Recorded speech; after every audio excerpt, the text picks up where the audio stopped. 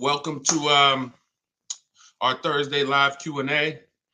Come on in, tag somebody you care about, because we're about to talk some serious money. As you come in, type $signs if you are committed to your money, if you are committed to saving money, if you are committed to protecting your money. Come on in. Hey, Jay, I see you. Good to see you. Let's make sure we got what we need on Instagram. Hold on. We're going to get started in about 60 seconds. Give a lot of people time to come on in. We do these live broadcasts to make sure. That you have everything you need to save money on a car. Who's car shopping right now, or who will be in the next couple months? I see you, Danny. Good to see you. How's audio? Can I get a signal on all platforms that audio is clear? Can everybody give me a signal? Audio is clear? Clear? Hold on. Audio's clear. Let me just go share this broadcast. Listen, while I'm sharing this broadcast, could the sharers share as well? I know it's a couple people who are always sharing and helping get this message out. I appreciate you all. So tag somebody and start to type your questions. All right, I see clear on Facebook. Clear. Did I get a signal? Clear on Instagram. Beautiful. All right, start typing your questions in. I'm just sharing the broadcast to our Facebook followers. Hold on. Where we at? My headphones just went off for no reason. It's the way. Headphones just went off for no reason. Can y'all hear me? Can y'all hear me? I want to make sure I have my headphones attached to TikTok. I just want to make sure. Okay, perfect. All right, let me go in here and let's just start typing your questions. We're going to get to them in about 15 seconds. I just got to make sure we do all the housekeeping. This live segment is sponsored by my new book. It's a digital book. It's called Car Shopping for People That Hate Car Shopping. 7 Steps to Saving Time, Money, and Avoiding Dealerships. So while we are here for the next 30 minutes, you'll be able to get it for 75% off. We're already rated 5 stars on Goodreads. Well, 4.94 stars to be exact. But we've been able to do very well on Goodreads. Thank you to everybody who has reviewed it. Now, you'll be able to get a copy for the next 30 minutes at 75% off. It's normally $97. But while we're on the broadcast, the next 30 minutes, you can get you a copy. So while we're getting things set up to get started, you want to click my TikTok bio and grab your copy. You want to click the Instagram bio. There's a website in my bio. Or you could go to deshonsbook.com or scan the QR code. Get your copy, because sometimes people miss the countdown and the price goes back to 75, goes back up to $97. Hold on, Instagram. Hold on. I'm trying to tag. Hold on. We got to do what we do. Let's get the tech right. Oh, let me put on Do Not Disturb. Hold on. All right, here we go. Bang. All right. Do Not Disturb. Okay, let's get to it now. Let me get back. Okay, let's get to it. Book is amazing and quite insightful. Thank you, Dr. Cherry. I appreciate that. I appreciate that a lot. Okay, let's get these questions going. We'll be taking questions from all 4 platforms, and I'll just be rotating them all throughout the show. All right. Should I buy a new S-Class 2024 Rolls Royce? That's a matter of personal preference. If you're not keeping it 8 years, then you're going to lose thousands of dollars buying it. You should be shopping for an aggressive lease. What do car rebates mean? Skylar, good question. Skylar on TikTok asked, what are car rebates? Rebates are when a manufacturer wants to incentivize you to buy a new car. They're not on used cars. So if you're leasing or if you're purchasing a new car, some cars have rebates, some don't. Bad thing about the rebates is they're in the control of the dealer. So you won't really see you won't see all the rebates advertised. You won't know if their car has rebates. You can't ask Because sometimes they'll tell you, sometimes they'll tell you some. The only way to reveal the rebates is to get multiple offers. When you start getting multiple offers, you'll see the rebates because your best offer, whoever beats it, whoever wins the bid, that best offer is going to have any applicable rebates. Okay, so you don't just want, and listen, rebates are different than the dealer discount. Discount comes from the dealer. Rebates come from the manufacturer that they give to the dealer to pass along to the customer. Except every dealer doesn't pass them along to the customer. All right, let's go. Instagram, how we look. The best thing to do is, here's how you do it. When you like type your question, but don't send it until you see me answer. When I'm finishing a question, as soon as I finish it, then you send it, because then I'll be able to send it. Then I'll be able to see it. All right. All right, I see a lot of people on Instagram. Type your questions. My car was totaled and hold on, let me make the screen bigger here. Listen to this, man. I saved almost $200 a month on my lease. I love to hear that. Congratulations, Mr. Graw. I have a 590 credit score, but my pre-approval said that I have to put down 25 to 3,000. How can I not put down payment down? Hey, you might not be able to. You got to realize that, I would shop another lender. Try Lend Buzz, new company, startup. The reviews are good. Lend, Lend, Buzz. If you have, you try them. You got to realize any one of you could get a car with no down payment, but there's two people who can't. And that's if you have too much negative equity. If you're trying to move $5,000 or $10,000 over to another car, sometimes that's going to put you above the bank's loan to value ratio. So if you're buying a $30,000 car and you're trying to throw 7,000 of negative equity on top of that, they might look at you and say, we can't do that. You could have an 800 score. We can't do that because the loan to value ratios are too high. The bank's not going to lend $40,000 on a $30,000 car, because let's really break down real quick what a no money down deal is. That means you're financing the price of the car, the taxes, and the fees. So let's say you purchase a $30,000 car, taxes are $2,500. You got another, $700, $1,000 in fees, documentation fee, and your motor vehicle fees. That puts you about 33 right there. So to finance, you can finance 33. That's under the loan to value. The bank will lend 33,000 on a car that's worth 30. Problem is, when you try to do that and then you want to slap $7,000 of negative equity on there, what you're asking the bank to do is lend 40 on a car that's worth 30. They're not going to do it. Doesn't matter what your credit is. So those are the only situations where you can't do these no money down deals. You have too much negative equity, or your lender won't do it because of the credit. Work on your credit. Follow Shonda Martin. Take your credit seriously. It's costing you. And, everybody hits a bump in the road, but the key is don't stay there. Follow somebody like Shonda Martin, learn what she teaches, fix the credit, get yourself up to like a 660, 670, 680. That'll get you out of the manipulation zone. All right. Let's see. Facebook. So does your credit score matter at all? Absolutely. Absolutely it does. If your credit score is around 730, is this a good candidate for a good lease deal? Definitely. 730, you qualify for most tier ones. 680, 690, you qualify for most tier ones. You don't have to have a 900 credit score to lease.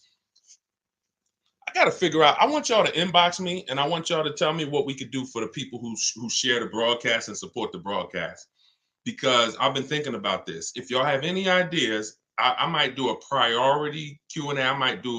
I just have to, because here's the thing, y'all. I reward those that help me. I reward those. I love the people that get the book. That's the biggest thing, because I want you to learn these strategies. My book is called Car Shopping for People That Hate Car Shopping. 7 Steps to Saving Time, Money, and Avoiding Dealerships. It's a 7-step process. Doesn't matter whether you're leasing, buying, and it's a digital book. So you get your copy at 75% off. It'll be in your inbox in literally 2 minutes, and you'll have everything I teach. But inbox me some ideas of something we could do for our community of people who share. I want to reward the people who share the broadcast and who tag friends. All right. Hello. I'll be doing a purchase order through my credit union. How do I get the best price on a Mercedes? Multiple offers.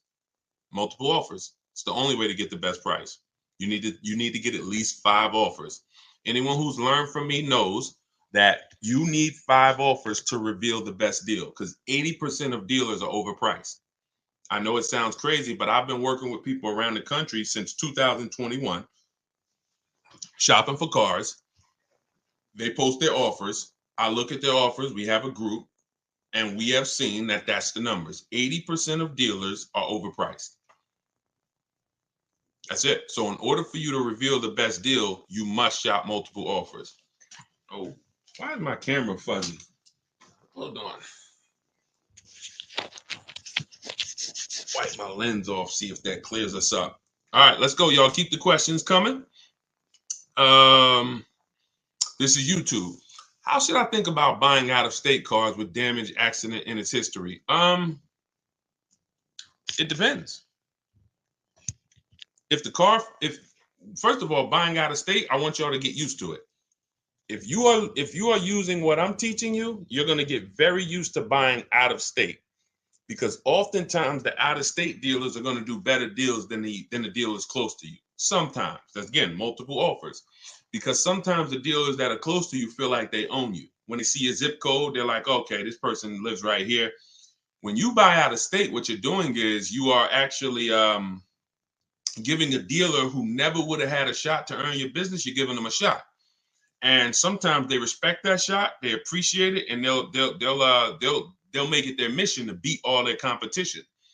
So I want you to get familiar with buying out of state. Now, when it comes to buying used cars, here's what you're doing. Same process. Remember this. We screen cars down like this. Title history first. You can identify a good used car. First of all, look at pictures. You see a bunch of damage, that's the first screen. Then we're going to dive deep. We're going to look at the title. Deshone, how do we get the title, you might be asking? Okay, this is how you're going to get the title. History, Carfax, not auto check, because auto check is not going to show you what we need, which is service records. You must see service records. There's no indicator that can replace service records. I don't care. If there's no service records on that used car, consistent, I'm not buying the car. I wouldn't recommend you buy the car, because if you miss 15 to 20,000 miles of service, you could seriously have done damage to the car. So first thing is we need the Carfax. How are we going to get it? I have a secret strategy that I teach that you only hear from me. I'm going to give it to you now. When you're shopping on these marketplaces, we shop on all of them. We use 8 marketplaces. Cars.com, Car Gurus, Auto Trader, Carfax.com, Driveway, eBay Motors will check, Carvana and CarMax. See, because even though I know 70, 80%, 90% of the time CarMax and Carvana is overpriced, it's not 100% of the time. So it's like I compare CarMax to Best Buy. Most of the time I'm going to get something. We're going to get it from Amazon. We're going to get it from Walmart.com. Very rarely is Best Buy going to be the best deal on something, but every now and then Best Buy is the best. So if you're not checking them, you're leaving money on the table. So we open up those marketplaces. You're not going to see, sometimes you'll see Carfax included, and sometimes you'll see purchase a Carfax. What we do is we skip, you don't know this, but now you're about to know this. Most dealers have a contract with Carfax. So on their website is the Carfax, not on the marketplace that they're paying to advertise the car. It's on their website. So what we're going to do is we're going to hop off the marketplace, go to the dealer's website, and we're going to look to see if they have the Carfax there. Once we get it there, we can see the Carfax. We can see if it's a frame damaged vehicle. We can see if it's a X rental, if it's a salvage title. That's the first indicator. Then we move to service records. Then we look at accident history. If the accident is a couple different types of accidents, this is all in my book. If you don't want to remember this, you're like, Deshone, I don't have time. I got to go back to work. You grab your copy of the book in my TikTok bio, 75% off. As long as it's not, you didn't hit 0 yet. And in my Instagram bio, or go to DeshonesBook.com, scan the QR code. Anyway, get your book for 75% off. Be in your inbox in 2 minutes. So now we're scaling it down. And then once we look at the accident history, there's 3 different types. You're going to see something that says accident, but vehicle was drivable. That's a good sign, because people could have a fender bender in Walmart. If the cops are called, it's going to be on the Carfax. Anything where the cops are called, it's on the Carfax. So what you have to be able to do is discern through wisdom and through understanding, is this a serious accident or was this a fender bender? If the vehicle was drivable, that means it left the scene of the accident drivable. If it says vehicle towed, red flag. I don't get those. If it says airbags deployed, red flag. I don't get those. So, those are the things. And when you do that, you'll have confidence, even if you're buying a used car out of state, and then we verify the fees. We verify what the original MSRP was, so we know what the discount is.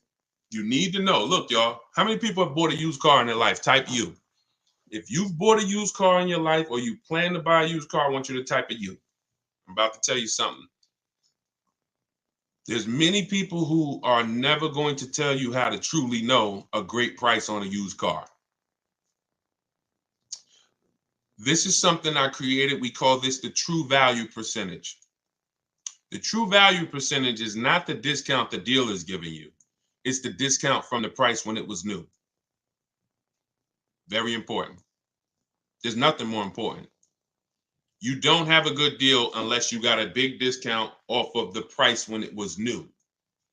See, the dealer could give you a discount. When I was shopping for my Infiniti, some of you know, I had 4 Infinitis I narrowed it down to. When I pulled the price of each one brand new, the one I ended up getting was $54,000 brand new, and it was a 42% discount from when it was new.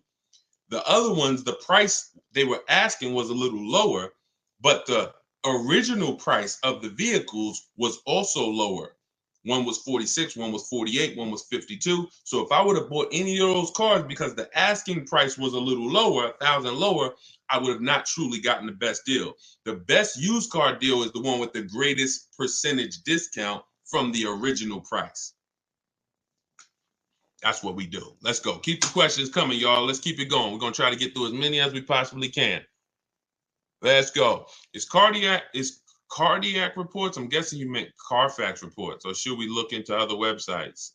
Carfax is what we use. That's what I was just talking about. We don't really use anything but Carfax, because when we find another report that'll get us the service records, then we'll use that too, or we'll use that instead of Carfax.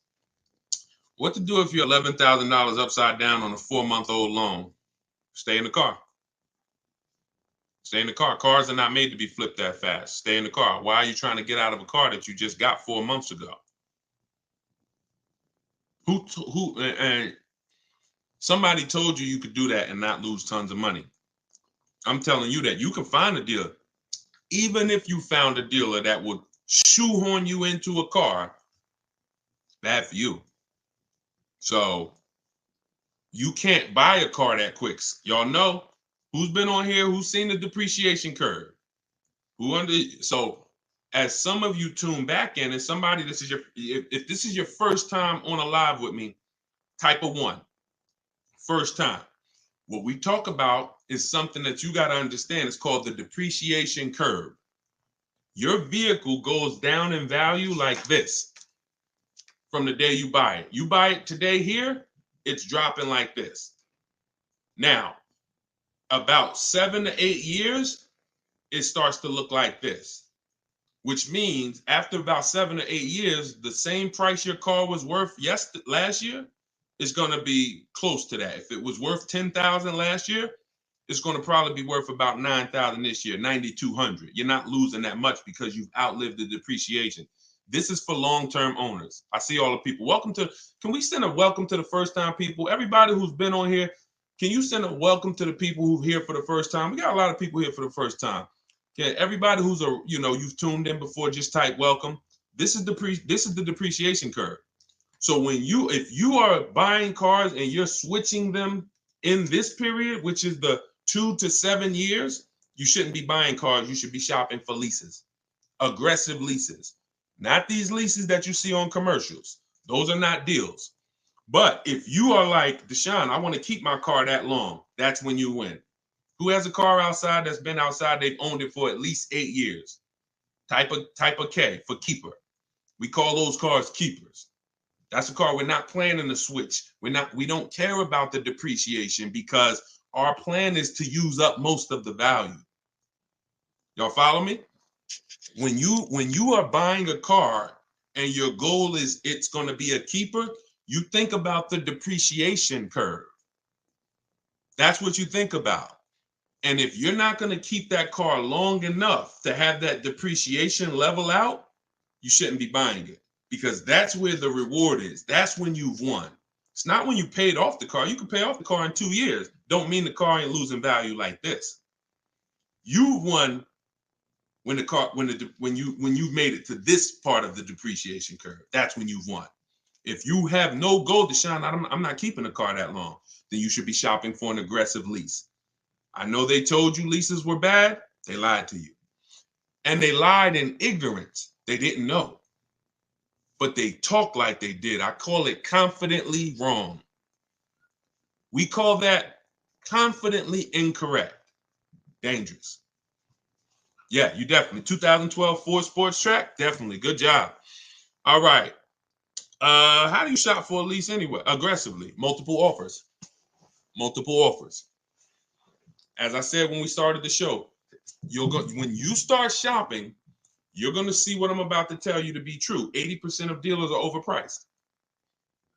But we don't care about the 80%. We care about the 20% that are going to make us the best deals. And you're not going to see that until you shop multiple offers. You could do it my way. I teach to do it online. In my book, I have a strategy called the 25 to 5. This is for new cars and leases. We connect with 25 dealers online. Takes us about 20 minutes. Deshone, that sounds crazy. Yep. Because when you know what to do, what to say, and you're using my templates, which are copy and paste. First template is my initial contact, when we tell the dealers what we want. Great. Another benefit of shopping 25 to 5, not just to get 5 offers. The goal of the 25 is to get 5 offers. We're shopping out of 25 dealers' inventories. So while I'm looking for a black Honda Accord, and I'm shopping out of 25 dealers' inventories, you're looking for a black Honda Accord, and you're going into one dealer. They might tell you, oh, we don't have that one. You go into another dealer, oh, we don't have it. We're touching 25 dealers. So we're shopping out of 25 inventories. Now, once you do that, that's my way. Using my scripts, everything is online. You're not talking. You're just copy and pasting. My scripts are in my book, Car Shopping for People That Hate Car Shopping. Digital book. Down. That's another reason it can't be print. There's so many reasons why I couldn't make it a print book. Can't update it. But that's another reason. I have my scripts in there. You open up the link, it opens a document, and you copy and paste. Now, a secondary way to do it's not as effective, but it's still better than the old way of shopping, is you're going to test drive your car. Once you decide what you want, you come home and you call sales managers. I'm called, hey, can I speak to the sales manager? And you're getting at least 5 offers. I wouldn't speak to a salesman because all they're going to do is just put you through hoops and it's going to be painful.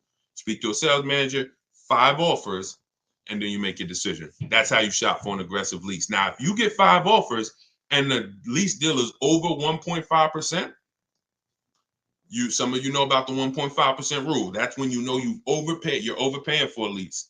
That means it's a bad lease program. Couple vehicles out here have bad lease programs, and people are leasing them. You're overpaying. You're overpaying. You're paying too much for a car you're giving back. Do you ever visit car auctions? I don't. Let's go. Instagram.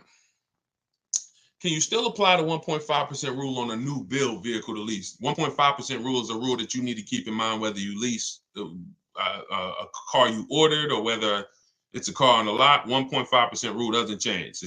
Deshone, what about if it's a Bentley? 1.5% rule doesn't change. You're paying too much for a car.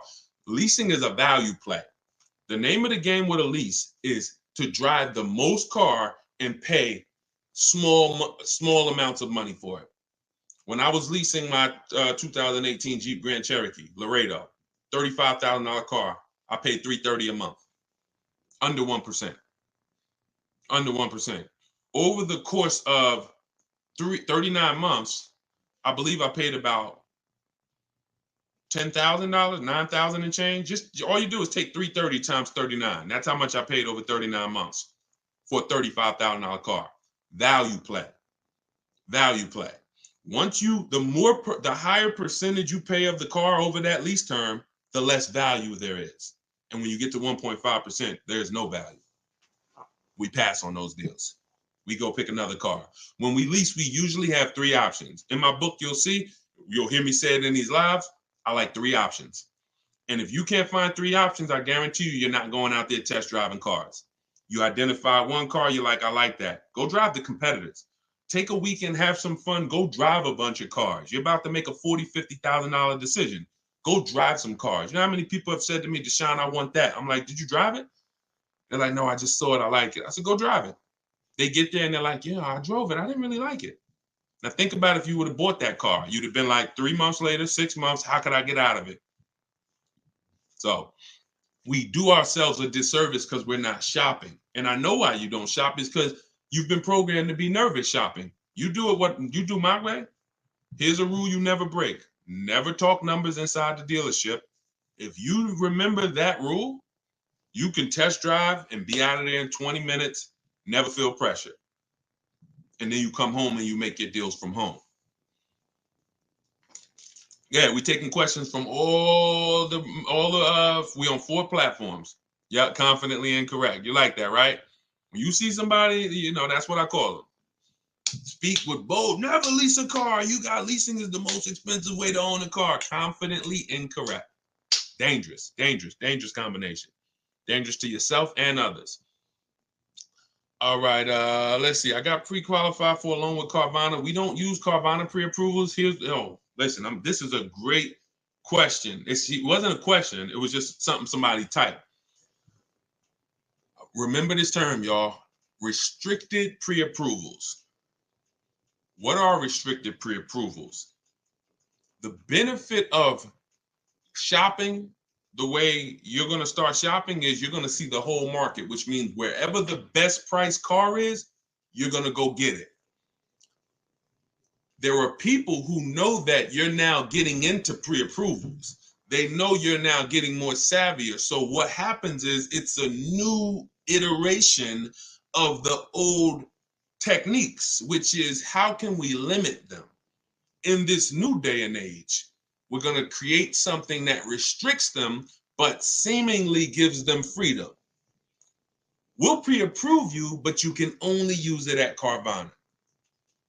We'll pre-approve you, but you're going to deal with our dealer network. Restricted pre-approvals, they're trash. Carvana's one of them.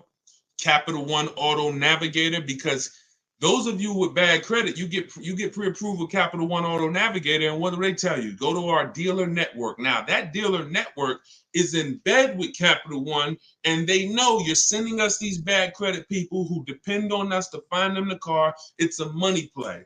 It's not a play of, oh, let's find them the best car for the money. Let's find them a car with the biggest discount. It's like, hey, send them to us, and it's a conveyor belt. Send them to us. We'll send them out in a car. That car is not going to be the best price car in the market. So any pre-approval that restricts where you can buy is garbage. Now, what's normal is we're not going to let you buy a 10-year-old car. That's normal. Them not letting you buy a car with, 10 years old, or not letting you buy a car with more than 80,000 miles, that's different. These are boundaries, not restrictions. Boundaries are different than restrictions. Restrictions mean you're going to go deal with our guys. You're going to go deal with the guys we're affiliated with. So you don't want those types of pre-approvals. A real pre-approval, you can go and find your car anywhere. You go find the best price and you take the deal down. All right. What is the best way to end a lease? John, we never end a lease without doing an equity assessment. This one's from Facebook. We never end a lease without doing an equity assessment. Could y'all keep shooting the lights up on TikTok? You spending time with us, just keep tapping the screen, because what you're doing is you're letting TikTok know we talking something over here that a lot more people need to hear, and they just keep sending more people. So appreciate y'all running those lights up. Just keep tapping the screen. Yeah, we never end a lease without doing. Listen, I want y'all to be honest. I'm the bad news first person. I'm not here to. Some of the things you're going to hear from me, the 1.5% rule, the way you shop, rebates you didn't know about. you're going to come to yourself and say, not understanding leasing, you're going to say, dag, I've already lost money. So that's okay. So, but it's my job to share not just the new strategies, but the bad news so you stop doing that. Who's returned a lease, just dropped it off at the dealership before? Like, type me if you've dropped the lease off and just, either left it with them or you just, you got a new lease from them and just dropped the old one off. Okay, a lot of people. So I'm telling you that you can never return a lease again. First of all, from 2020 to 2022, into the pandemic, we had people selling leases. I sold my Jeep, that same Jeep Grand Cherokee lease I was telling you all about. I sold it and I made $10,200.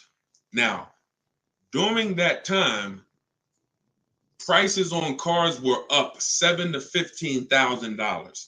12 to 15 were like the trucks. If you had a truck, a pickup truck or SUV, they were worth like 12 to 15 grand more than the normal price. Cars were worth 7 to 10 grand more. So it made resale values high. Whenever a car's resale value is high, you got a high likelihood of making money selling it at the end of the lease. But you can never return a lease without doing an equity assessment again. And here's how you do it.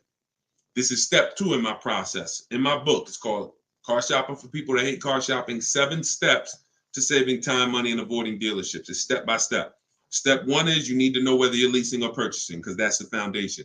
Step 2 is the car you have, we have to see what position. Is there any money in it? Is there any equity in it? Or is there negative equity? You can't have negative equity in a lease, but if you have a loan, you could have negative equity. So here's how you do it. You need to call the bank, see how much you owe. That's called a payoff.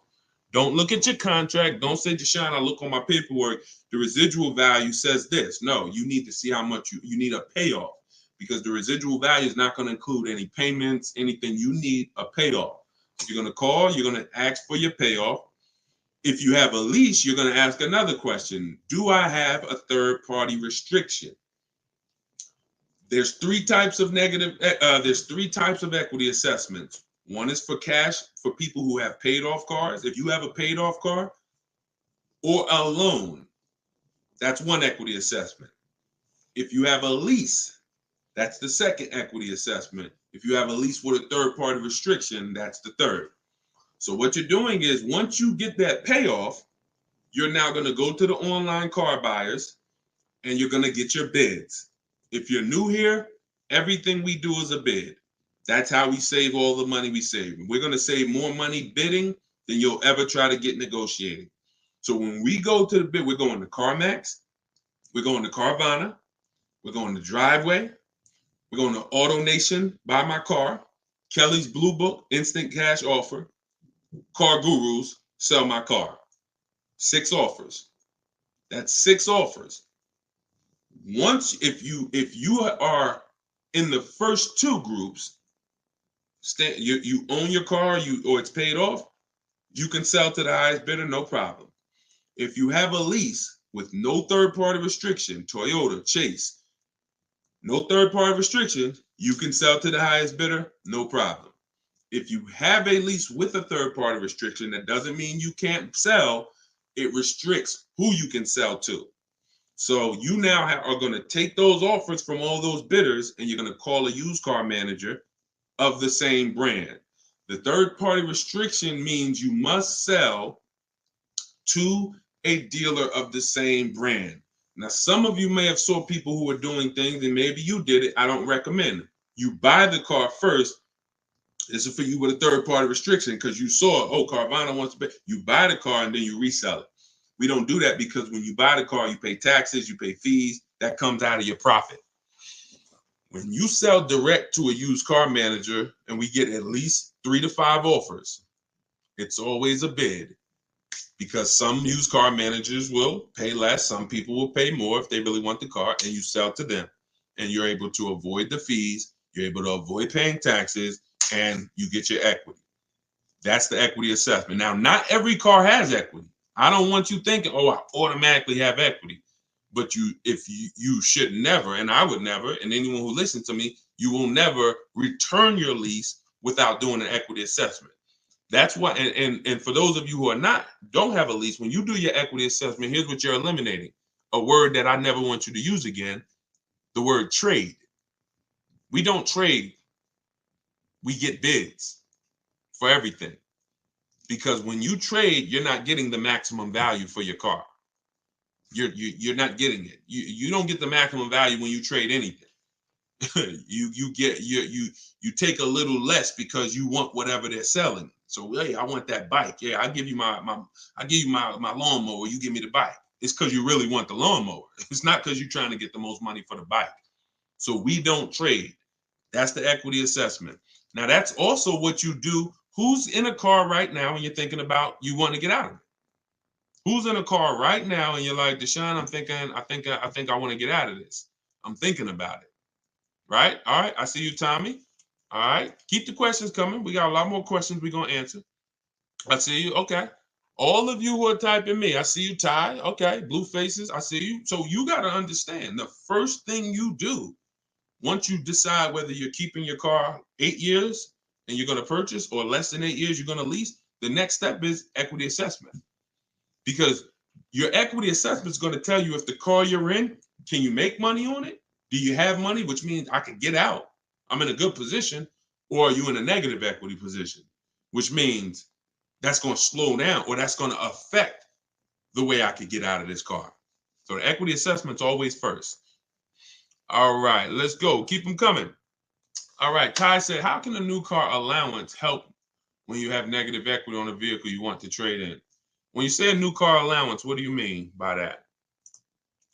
I don't understand what you mean by that. How can a new car allowance help? I need to ask you a question offline. I don't do DMs. This is it. We got 2 million followers. God bless you, but I don't do one-on-ones. I don't do DMs. I work with groups. I help massive amounts of people, thank God, get to their goals. Your situation is not unique. It's not unique. I've been doing this since 2006. I've been teaching people and helping hundreds of people buy cars since 2020. You may think your situation is unique. There's probably 100 other people on this broadcast in the exact same situation. So it's no need it's no need. It's no need. One-on-ones are not necessary. If they were, then I would be doing them and I figure out a way to build a team to do them, but they're not necessary at all. Best way to bargain for a low price on a new lease, multiple offers. You missed it. Anyone who wants to see the replay goes up on Facebook. It goes up on YouTube as soon as we end the broadcast. But we did talk about multiple offers. Everything we do is a bid. Oh, y'all killing it. All right. I see the likes flying up on TikTok. Appreciate y'all. Keep tapping the screen. Shout out to the sharers. Everything you do, when you say, Deshone, how do I get a great deal on the price of this car? You get multiple offers. That's always the answer. You're going to save more money getting multiple offers than you'll ever save doing one-on-one with a dealership. Ever. That's how we're able to say it. Like, look at Charles. So Charles just leased a Palisade. Now, one thing about Charles is, I'm showing it on the screen too. So again, if y'all, if you're watching the rebroadcast, you can see it, or depending on what platform you're on, you can see it. He picked up a Palisade. The Hyundai Palisade is probably top 10 most popular SUVs, especially all through the pandemic. People were paying. Some of you might have one. You might be like, Deshone, I can be honest with you. I got that vehicle, and I know those things people were asking $5,000 over sticker for these, $10,000 over sticker for these. He got a $48,000 one, and he's paying $597 a month. $597 a month. He said, I reached out to 35 Hyundai dealers. He did it my way, so he's at home. He's using what's in my book. For those of you who just jumped on, my book is called, it's my new book. It's called Car Shopping for People That Hate Car Shopping, 7 Steps of Saving Time, Money, and Avoiding Dealerships. For the next 30 minutes, you can get your copy at 75% off as part of our launch. Click that picture of me on TikTok. Click that website. Before the timer runs out, you can get it. It's normally $97. You can get it for $24. It'll be in your inbox in literally 2 minutes. Same thing with Instagram. Go to my Instagram bio, get your copy before the timer hits 0, and the price goes back up to $97. So what he did was he used the computer route. He said, I connected with 3,500 Hyundai dealers. I got 10 quotes back. The offers range from 1.23 to 1.6. What I always tell you, if you shop correctly, when you get multiple offers on a new car or a lease, you'll always see a $3,000 to $5,000 difference. And if you're shopping for a luxury car, it's the same way. You'll see a bigger difference. Some of you were on, I showed Kimberly's deal on her Maserati, where she saved 20 grand on her brand new Maserati. So he said, I'm a high mileage driver, so he's very price conscious. Made the decision, and look, 48,000, he's paying $597 a month. Now, what I always say to high mileage drivers is, once you shop your offers, you shop them with 12,000. And then once you identify the winning dealer, you adjust that mileage with that dealer. If you need 18,000 miles a year, if you need 20, you adjust it. Once you identify the winning dealer, you say, hey, please work the deal with me for 20,000, and you just pay for the additional mileage. And he's probably going to leave out of here with his additional high mileage at probably still under 700 a month. When people are driving this same car paying $900 a month, because a $48,000 car, some of you know, every $5,000 is $100 a month. So that's about $1,000 car payment for people who are buying a Hyundai Palisade before they put their money down. $1,000 car payment. He's paying $597. All right. Deshone, thanks for what you do. Appreciate you, Mopar. Thank you. I love this, man. I absolutely love it. And you know what? I get excited about people who are excited about their money. That's what I get excited about. People who care about their money, who are going to show up, people who are I connect with people who are into financial literacy, who are about saving money, who are about learning new techniques, new ways to do things. People who are out there shopping like this is 1990. What results do you expect to get? So, all right, let me put the banner back up. For those of you who want the book, you can scan that QR code, and let's keep the questions rolling. Let's go. Let's go. I'm trying to get through. I'm rotating through all the platforms. So when y'all hear me ask a question, as soon as I finish answering it, post your question so it'll pop up so I can see it. Would you purchase a car older than 10 years? Only if I'm paying cash for it. I have something in the book called The Rule of 72 and the 10th Birthday. Some of you may have seen the videos. The video on the Rule of 72 and the 10th birthday means we never take a loan over 72 months. It's a 6-year loan. You're asking for a lot of risk. You're going, a 7 or 8 year loan, that's like a 40-year mortgage. A 96-month loan, that's like a 50-year mortgage. We won't go more than 72, but we also have to have the car paid off by the 10th birthday. That's why it's called the Rule of 72 and the 10th birthday. So they work together. I'm not going to take a loan over 6 years, because if coincidentally, when I see people who have problems with cars, the car is usually older than 10 years. When I see people who can handle those problems, cars usually paid off. When I see people in danger of losing those cars, car usually has a loan on it. So if you still have a loan on the car and it's older than 10 years, you've asked for trouble. So whenever you're doing your loan, you take the age of the car, and you add it to how many years the loan is, and it shouldn't go past 10. So if you're looking at a 5-year-old car, you could do a 5-year loan. If you're looking at a 4-year-old car, you could do a 6-year loan. If you're looking at a 3-year-old car, you could do a 6-year loan, not a 7, because we don't go past 6. 72 is the longest loan we'll take. Now, if you're looking at a 6-year-old car, 4-year loan. If you're looking at a 7-year-old car, 3-year loan. Now, if those principles don't work for you, it's because you can't afford the car. You might say, Deshone, well, I can't get that car in the payment I want. You're only buying it that old because you're trying to get it in a comfortable payment. But the older you buy it, if you're going to still take a 6-year loan on it, that's a sign of affordability. You're buying too much car you can't afford. So again, you feel free to do what you want, but I've seen enough people get in trouble with no boundaries on how long of a loan they're going to take or how old of a car they're going to finance. And my job is to create boundaries for you. And at least if you break them, you know you're breaking a boundary. God bless you. I hope it works out. But if something happens, you have nobody to blame but yourself. All right, Tiny, thank you. Just bought the book. Appreciate you. All right, this is YouTube. Good afternoon, Deshone. I'm trying to lease the new Santa Fe Calligraphy. I have 800 plus credit score. What should my payment be? Well, we always estimate when we look at a car, we use the 1.25. That's what we do. We take the MSRP of the car. If you're trying to see, can I afford this car to lease it? The first thing we do, hold on, why does Outlook keep coming up? Let me open my calculator. First thing we do, because for us, what I teach is a 1.25% deal on a lease is the target. If the lease program is not as aggressive, then as long as I can get under 1.5, I'm still getting a really good deal. If it's under 1.25 when I get all my bids, it's because it's a really good lease program. And if it's under 1% when I get my bids, it's a great lease. We call that a steal. That ain't even a good deal. That's a steal, under 1%. The 1% lease rule has been around for decades. So what we do is if we look at the MSRP of the car, we want $48,000. Multiply that by 0.0125.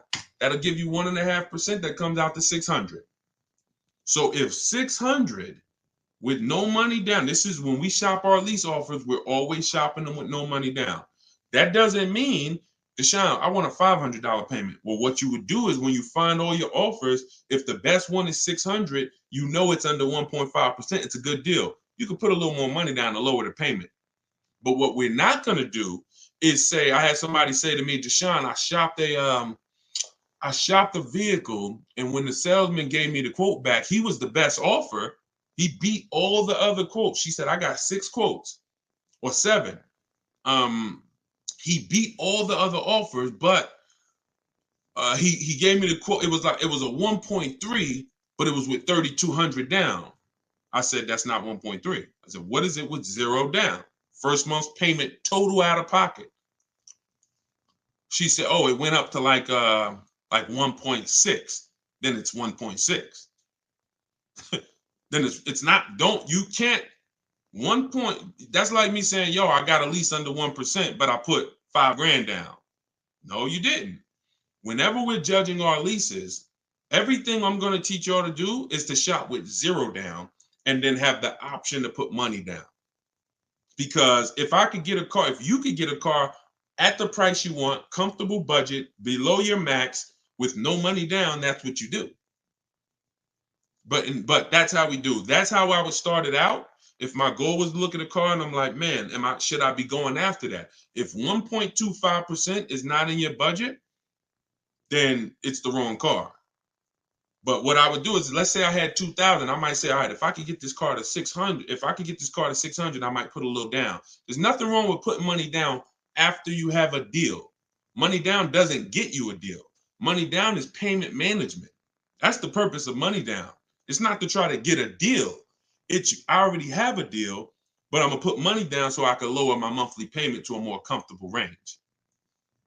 That's what it's at. All this is in my book, my new digital book, Car Shopping for People That Hate Car Shopping.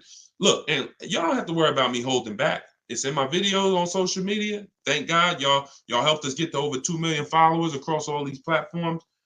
I don't hold back, but some of you are like, Deshone, I want everything in one spot, step by step. That's the digital book. Go grab your copy.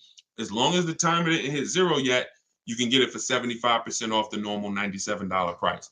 You can get it in my TikTok bio, click that website. You can get it in my Instagram bio, click that website, or you can go to deshonesbook.com. I'm going to post it again here for you guys on Facebook and YouTube. All right, let's keep the questions coming. You can click that link there that says deshonesbook.com. Grab your copy before that timer hits 0. You got 30 minutes. Thank you, Tim. I appreciate you, man. He said Deshone is the man. Appreciate it. All right. Let's see. Will you touch on buying with bad credit? You got to find a lender. I recommended LendBuzz in my book. That's who I recommend. I'm not affiliated with them. You got to realize that if you have time, what you should be doing is fixing your credit. It's like a person who, like, there'll be people driving a car, and this is where I want to help you with mindset. A lot of this stuff, some of the stuff I'm talking about with y'all is mindset. You've been taught to think a certain way about cars, and that's because they make money keeping you thinking this way. If you have bad credit and you like, man, I think I want to get a new car soon, you should be working on your credit. because you are paying 20% more than a person with good credit.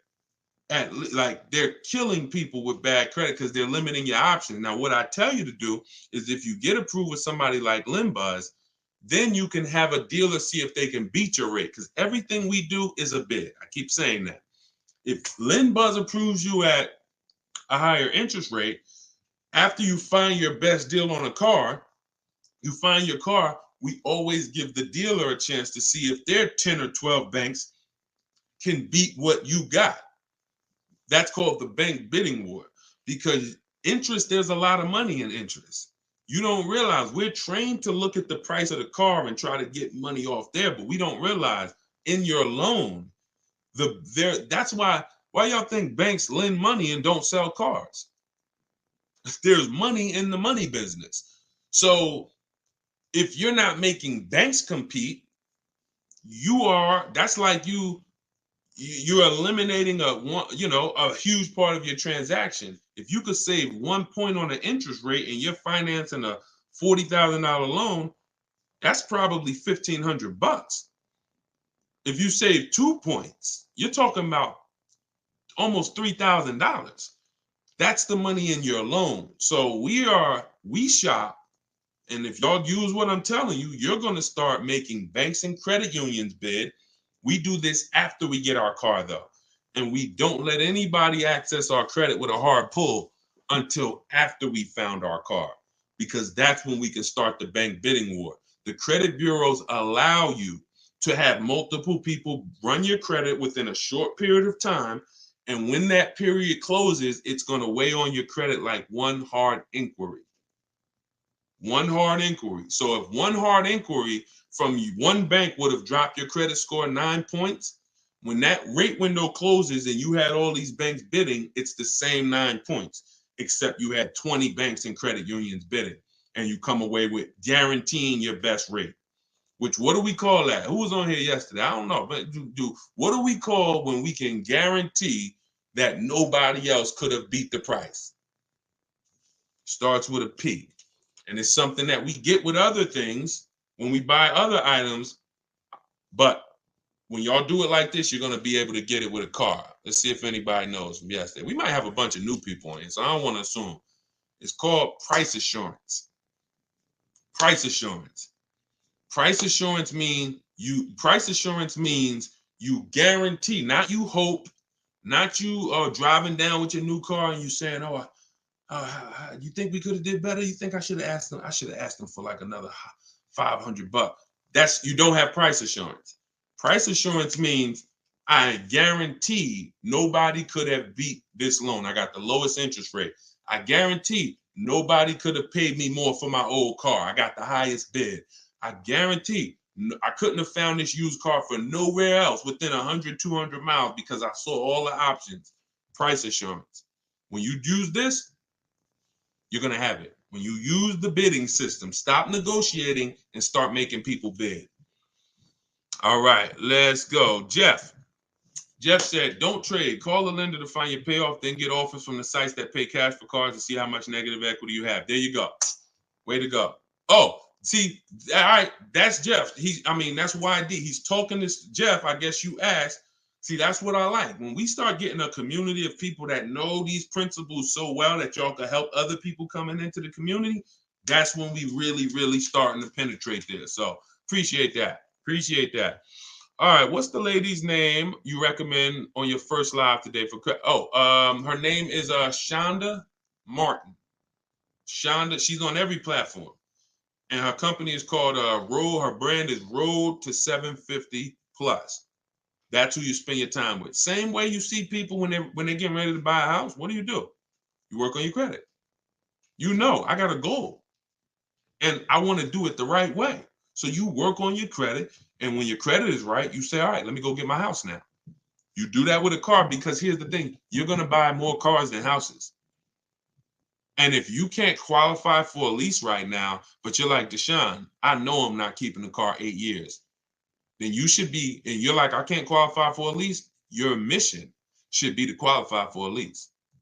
That should be the mission. Because once you get your first lease and you do it right and you structure it right, and you get multiple offers and you drive off in that brand new car and you see what your monthly payment is, you're going to be like, man, I should have been doing this years ago. Why was I buying those cars?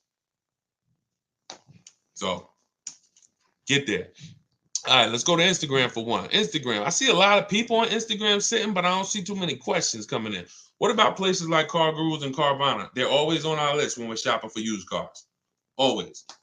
Always. Like I said, even if 90% of the time or 99% of the time they're overpriced, if you don't look at the inventory, you're missing an opportunity. I'm always going to look. When you shop for a used car, you want to look everywhere used cars are, every marketplace. In my book, I have 2 strategies I teach of how we get the best deals on the car we buy. One is for new cars and leases. That's called the 25-to-5 strategy. The other is for used cars. That's called the multiple marketplace strategy. All right. Both of them are walking you through getting multiple offers and seeing multiple options. All right. What if the dealership wants to see the quote from the other dealerships? How does that work? I don't usually do that. And the people that I teach don't usually do that. I'm going to tell you why. The 80% of dealers are going to either try to overcharge you. They're lazy. They're going to try to make it hard for you. And then they're going to try to say, okay, the 20%, before you make a deal, show us what they offered you. No, I give you an opportunity, because here's what you got to understand about the 80%. It's not just the price. It's the way they're going to treat you because of who they are. They don't want to compete. They don't want to compete. So it's like, I'm not interested in someone who doesn't want to compete for my business. What business can we start, y'all, where we don't compete? I know in my business who I'm competing against. I'm willing to compete. I'm willing to say what I have is better than what anyone else has. If you don't want to compete, I'm not interested in working with you, because you're trained to just have people come in and give you their business over and over again. And we're not doing that anymore. We're really trying to run those people out the business. That's what we're really trying to do. Holy Spirit, help us. We run those people out the business. They shouldn't have jobs. All right. Hold on. You got to ask your question, everybody, in one shot. You can't do like multiple questions or piece it together, because I can't see it like that. My daughter needs a new car but don't have credit, so what should she do?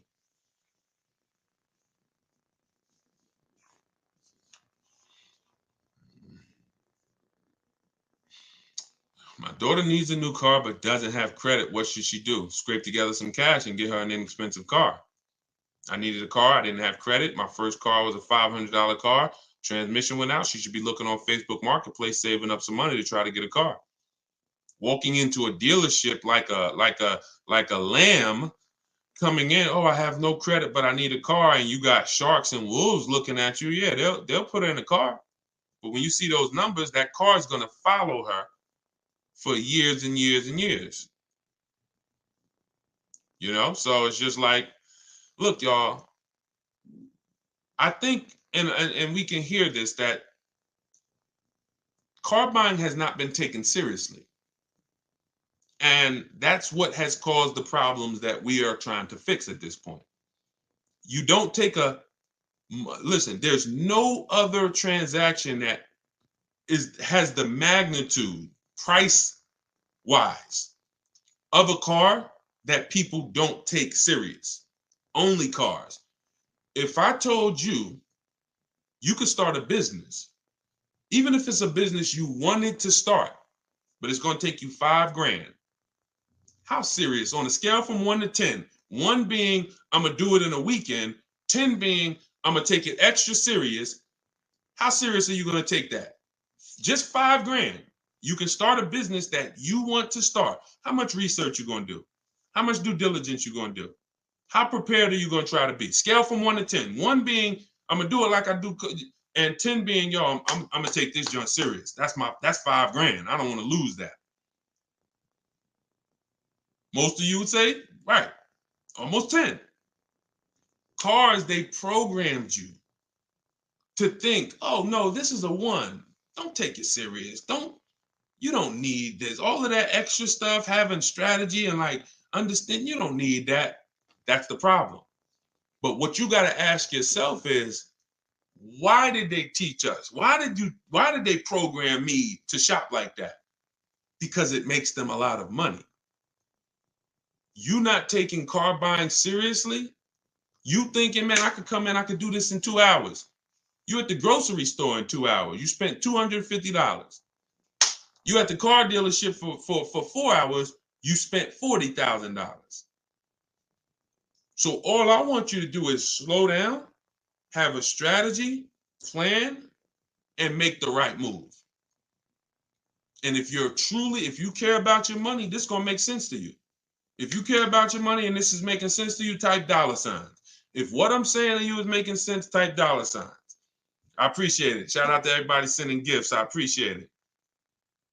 You're my favorite low-income streamer. I don't even know what that means, but I'll take it. I appreciate it. All right. Do you accept 1099A for purchase? Now, listen, y'all. Somebody just asked this question. I'm going to put it up on the screen. Appreciate it. I see a lot. All right. A lot of you getting value out of it. Check this out. First of all, before I answer this question, I'm going to put it up on the screen, and then because some things we got to call out. I need y'all to recognize them because they're viral. When we start talking about things that are viral, that have millions and millions and millions of views, we got to put those on the screen so that just the people on here could understand what's happening. Before I answer this question, those of you who just came on, this whole show is sponsored by my new book. It's a digital book. It's called Car Shopping for People That Hate Car Shopping: 7 Steps to Saving Time, Money, and Avoiding Dealerships. It's a 7-step process. It's step by step. And the way I have it, it's a digital book. So you are not reading something that doesn't apply to you. If you're going to buy your car and keep it long term, I'll walk you down a path. You're not reading about leasing. I don't want you having to read over leasing to get to the information about purchasing. So what it is, it's like if you remember Mario in the warp zone, you warp and it'll take you here. You get to a section in the book and I say, if you're keeping your car 8 years, click this link and it warps you to that section. If you're keeping your car less than 8 years, click this link. It warps you to that section. Another reason why I couldn't do a print book. So some of you who've been on here, I've talked about several reasons why I couldn't do print, but I want to update it. We use real-time websites. You use my scripts. If I wanted to change anything and I had 100,000 books out there in y'all hand that y'all were using, yeah, it'll work until something changes. And then I got to rewrite the book. All right, y'all. Then you'll be on a live with me a year from now. And I'm like, all right, so this changed. So now I got volume 2 of the book. Go get that. So with a digital book, we can update it and you can get your copy for the next 30 minutes for 75% off as part of our launch. But once the timer runs out, it goes back up to $97. So go to my TikTok bio, get your copy for 75% off. You'll see a website there in my bio, click it, and then hit that button that says get 75% off. And then the same thing in my Instagram bio, click that website and then get your copy for 75% off. And if you're on Facebook or Instagram, click scan the QR code on the screen, or you can go to deshonesbook.com. All right, let's talk about this 1099A purchase. So as far as I understand, and I don't claim to understand everything about this, but here's what I think I understand. There's this particular thing that allows you to purchase cars somewhat free. Is that true, Sean Patrick? Is that true? I've heard that with a 1099A or you're able to like purchase cars and somewhat free. I've seen this. So I don't know if that's what he's talking about, but I've actually seen people that say you can go in with this 1099A and you can leave with a car. Why don't we see people that are doing this? Why don't we see this as a business strategy? Why don't we see people going in, getting these cars, not paying for them, and then selling them, making $10, $15, $20, $30,000 just as a business? Because if you ever gave me something where I could legally go in and get a product worth tens of thousands of dollars and I can get it for either half off or free, then I would be buying that. I would be doing it as much as I can, and I would just be reselling it, making all the profit on a secondary market. So because you don't see people doing this, I'm led to believe that it was just to go viral. Same thing with the down payments are illegal. Woman didn't know what she was talking about. She just decided to come on TikTok and say, down payments are illegal. Ask about truth in lending. She sent millions of people, or at least hundreds of thousands of people in the dealership saying, hey, down payments are illegal. Do y'all participate in truth in lending? None of them left because of that with a car, with no down. Now, like I said earlier, you can do no money down deals. No, that's not the issue. The issue is when you go in there and you're talking something that you don't understand, but a dealership is trained to make you think you want. So if somebody walked in saying, hey, look, you know what, down payments are illegal, before I tell them they're wrong, pay attention. 80% of people will, 80% of dealers are, and I don't think anyone who wants to sell you a product is going to correct you. I'm really going to still try to sell you a product. So you come in, down payments are illegal. Do y'all participate in truth in lending? Well, listen, look, I don't quite understand truth in lending, but what's your goal? Well, I don't want to put any money down. Okay, well, come on in. Let's talk about that. Because I already know that I can help you get a car with no money down, but not for the reason that you came in talking about. And then those of you with negative equity, as I talked about earlier in the broadcast, you're not leaving with no down payment if you got a bunch of negative equity, because it's too far above the loan to value ratios. So we just are big on, I'm not just going to give you the right information and the right to-dos. I got to make you aware of these people who are talking, who have never been in the car business and who don't actually understand, and they chasing clout. They chasing viral videos because nothing goes viral like a car video. Like there's a couple videos that people are like, you know what? You'll see a person that normally does credit repair or normally does stocks. I remember, all right, and then we'll get to the next question. So keep posting your questions, y'all. Send them in. We got some more time. But I remember I was, oh my God, this dude I was watching, and he's got a big following, right? So this guy teaches people how to flip real estate. And he's a course salesperson. And God bless him, because one thing I can say about him, when it came to the real estate, he had a lot of people that he was teaching. See, I'm big on, if you're a great teacher, your students get the results.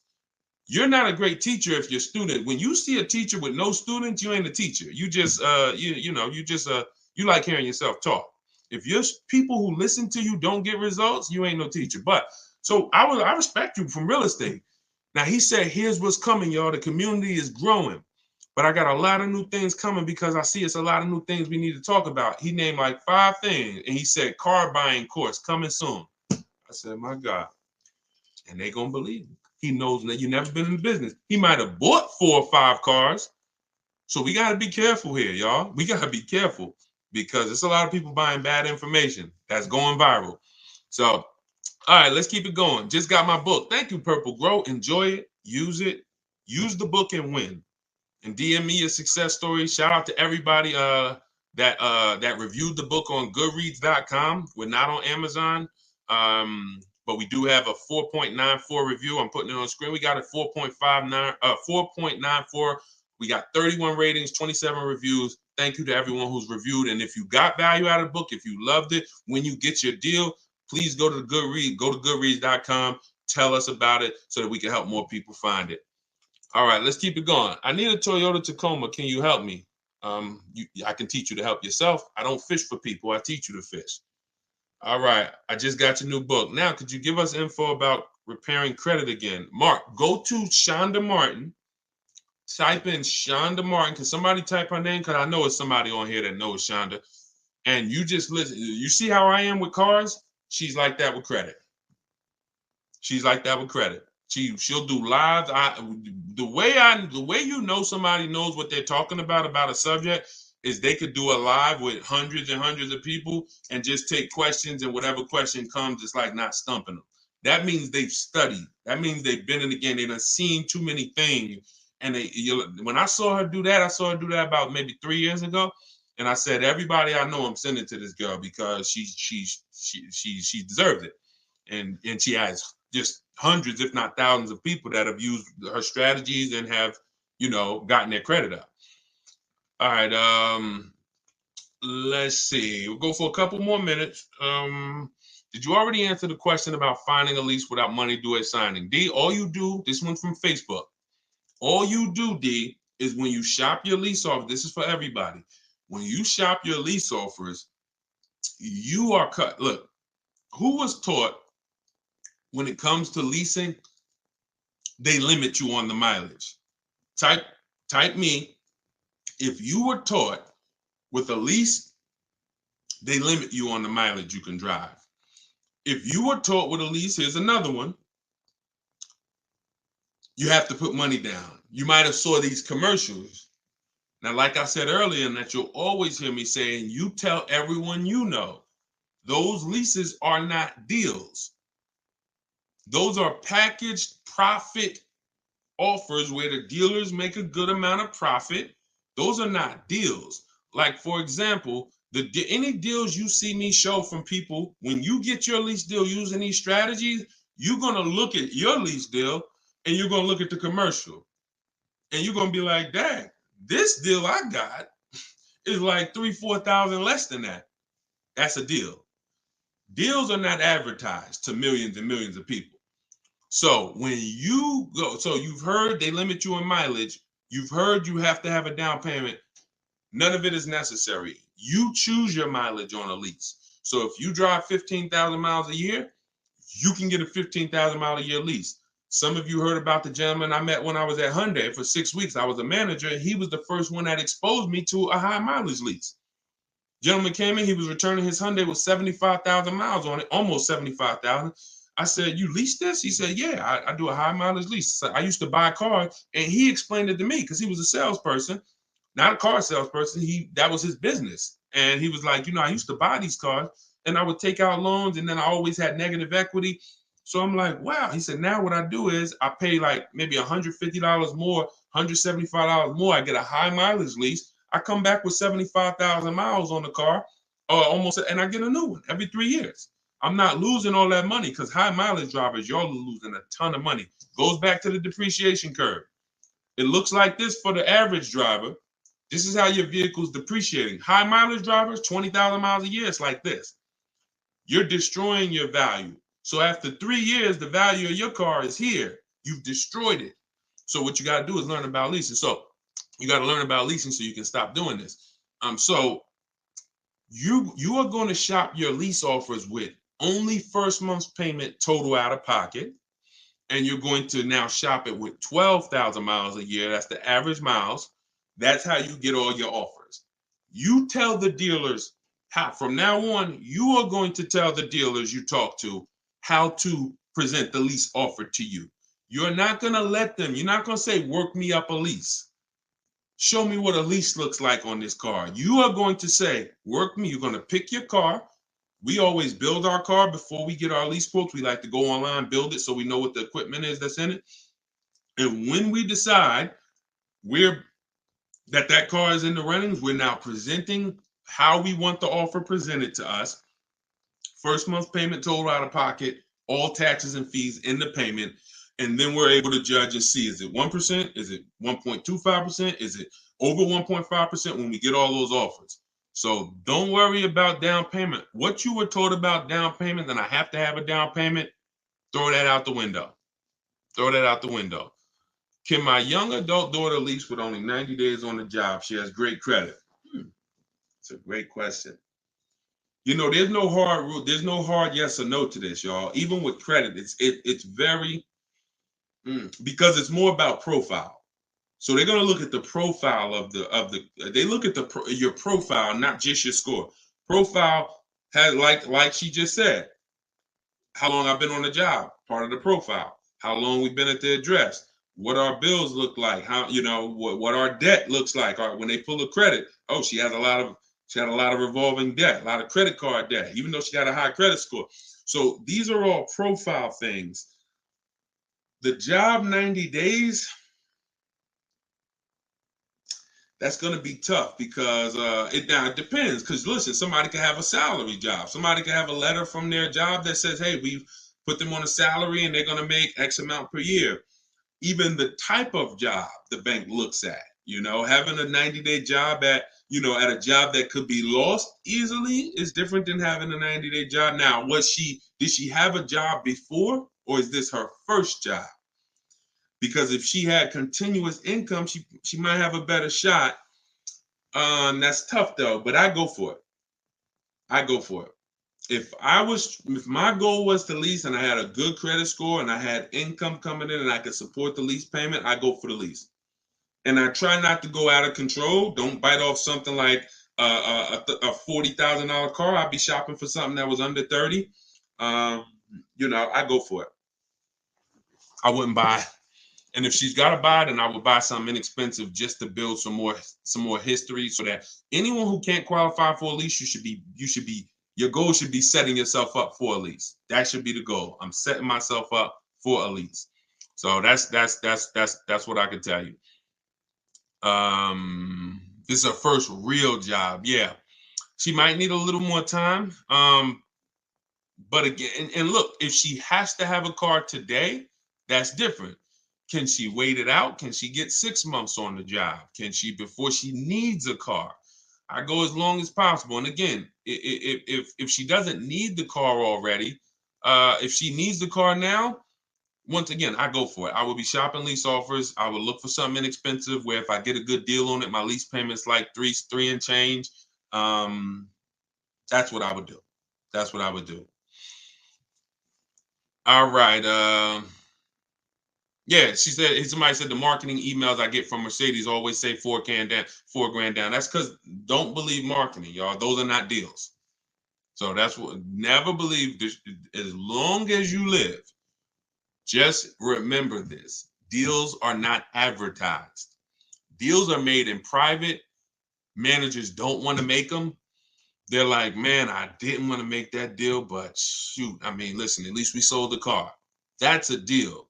They're never going to advertise all this stuff that I'm showing y'all. Look, you see when Kimberly saved 20 on a Maserati, Bonita, she leased a Kia Telluride 2022 when every dealer was charging $5-10 grand over sticker.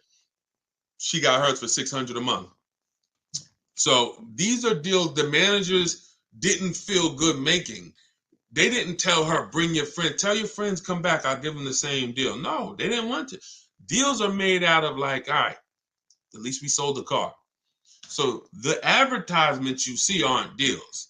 The advertisement you see, 100 of you could come in and ask for that. If they got enough cars, they'll gladly give you that because it's not a deal.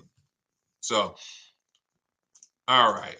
Okay, y'all. Listen, we went for about an hour and 20 minutes. Listen, we'll be back. I'm working on something. First of all, just so y'all know, in case you just jumped on, everything that I'm teaching you, you'll see it in my free videos all over social media. But one thing y'all are going to understand now is there's different strategies for different people. There's no one size fits all car buying anymore. That's costly. So when you actually get custom strategies for your situation, you're going to save money because it's made for you. That's the reason why the social media videos are a little hard to navigate for you, because I'm talking to so many different types of people. Sometimes it's high mileage drivers. Sometimes it's people who want to lease. Sometimes it's people who are going to be buying a new car, people who are buying a used car, people who are paying cash. So you're trying to navigate all of these. If you want it step by step in one spot, that's what my new digital book, Car Shopping for People That Hate Car Shopping, is. It allows you to get all the information in one spot in a step-by-step way. And as part of our launch, we're doing 75% off. It's normally $97, but you can get it for 75% off for 30 minutes, as long as you didn't miss the timer. When you click my website, which is in my TikTok bio, click that picture of me, and then you'll see a website. Same thing on Instagram. Go to my bio, you'll see that website, and then hit the button that says, get my new digital book 75% off. It'll be in your inbox in 2 or 3 minutes. You can start using it. You can start winning with it. If you're on Facebook, I'm going to post this link one more time for you guys on Facebook and YouTube. As long as you haven't missed the countdown, get your 75% off. Okay, let me know if y'all can see that. Oh, that went, okay. Yep, we just posted it to Facebook and YouTube. So we're working on something where by next week, we should have a spot where you can click and you can actually, you can actually see my calendar. So anytime I'm going to be live, because sometimes I'll come live at 7 p.m. Sometimes I'll come live at 12. Sometimes I'll come live at 3, 5 yesterday, So I want you to be able to see, all right, Deshaun's going to be live 2 days from now at 5. That works for me. I'm going to jump on so I can ask my question. What we try to do is get through as many questions as possible. So we're working on that. Hopefully, we'll be able to launch that next week so we can start to get it done. Javon, it's still saying $97. All right, that means you missed the countdown. Now, here's what I did. because this was happening, I had my team, we made an emergency link. All right, here's the emergency link, Javon. Let me know if you can see it. If you missed the countdown, because I was feeling, at first I'm like, yo, you missed the countdown. It was 30 minutes. Once it's 30 minutes, it goes back to $97. Now that second one you're going to see is going to be 10 minutes. 10 minutes. That's it. So let me know if all of you guys are good. I want to make sure everybody got it. You guys good? Most people are able to catch the countdown, but every now and then somebody will click the website, then come back to the broadcast. That countdown's still running. Then you're like, okay, let me go get my book, and it's at 0 and it's back $97. So Tommy said, can't wait to read it and save money. Thanks. I can't wait. I can't wait to hear your success story.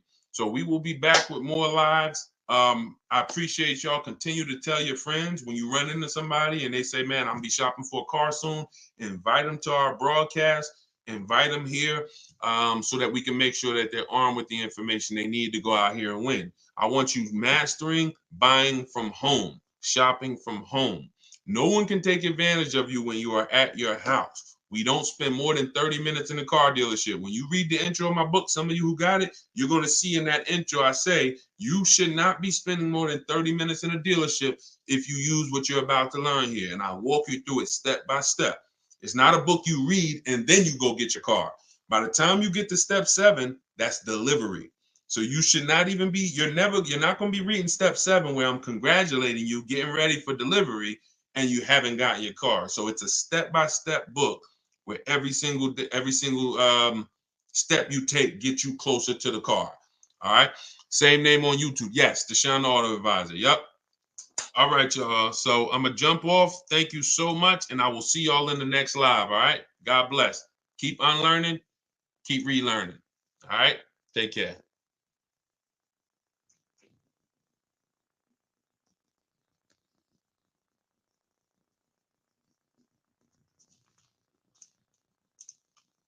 Car shopping in the next 12 months, type me in the comments. If you are car shopping now or in the next 12 months, type me in the comments. We're getting ready to talk about money.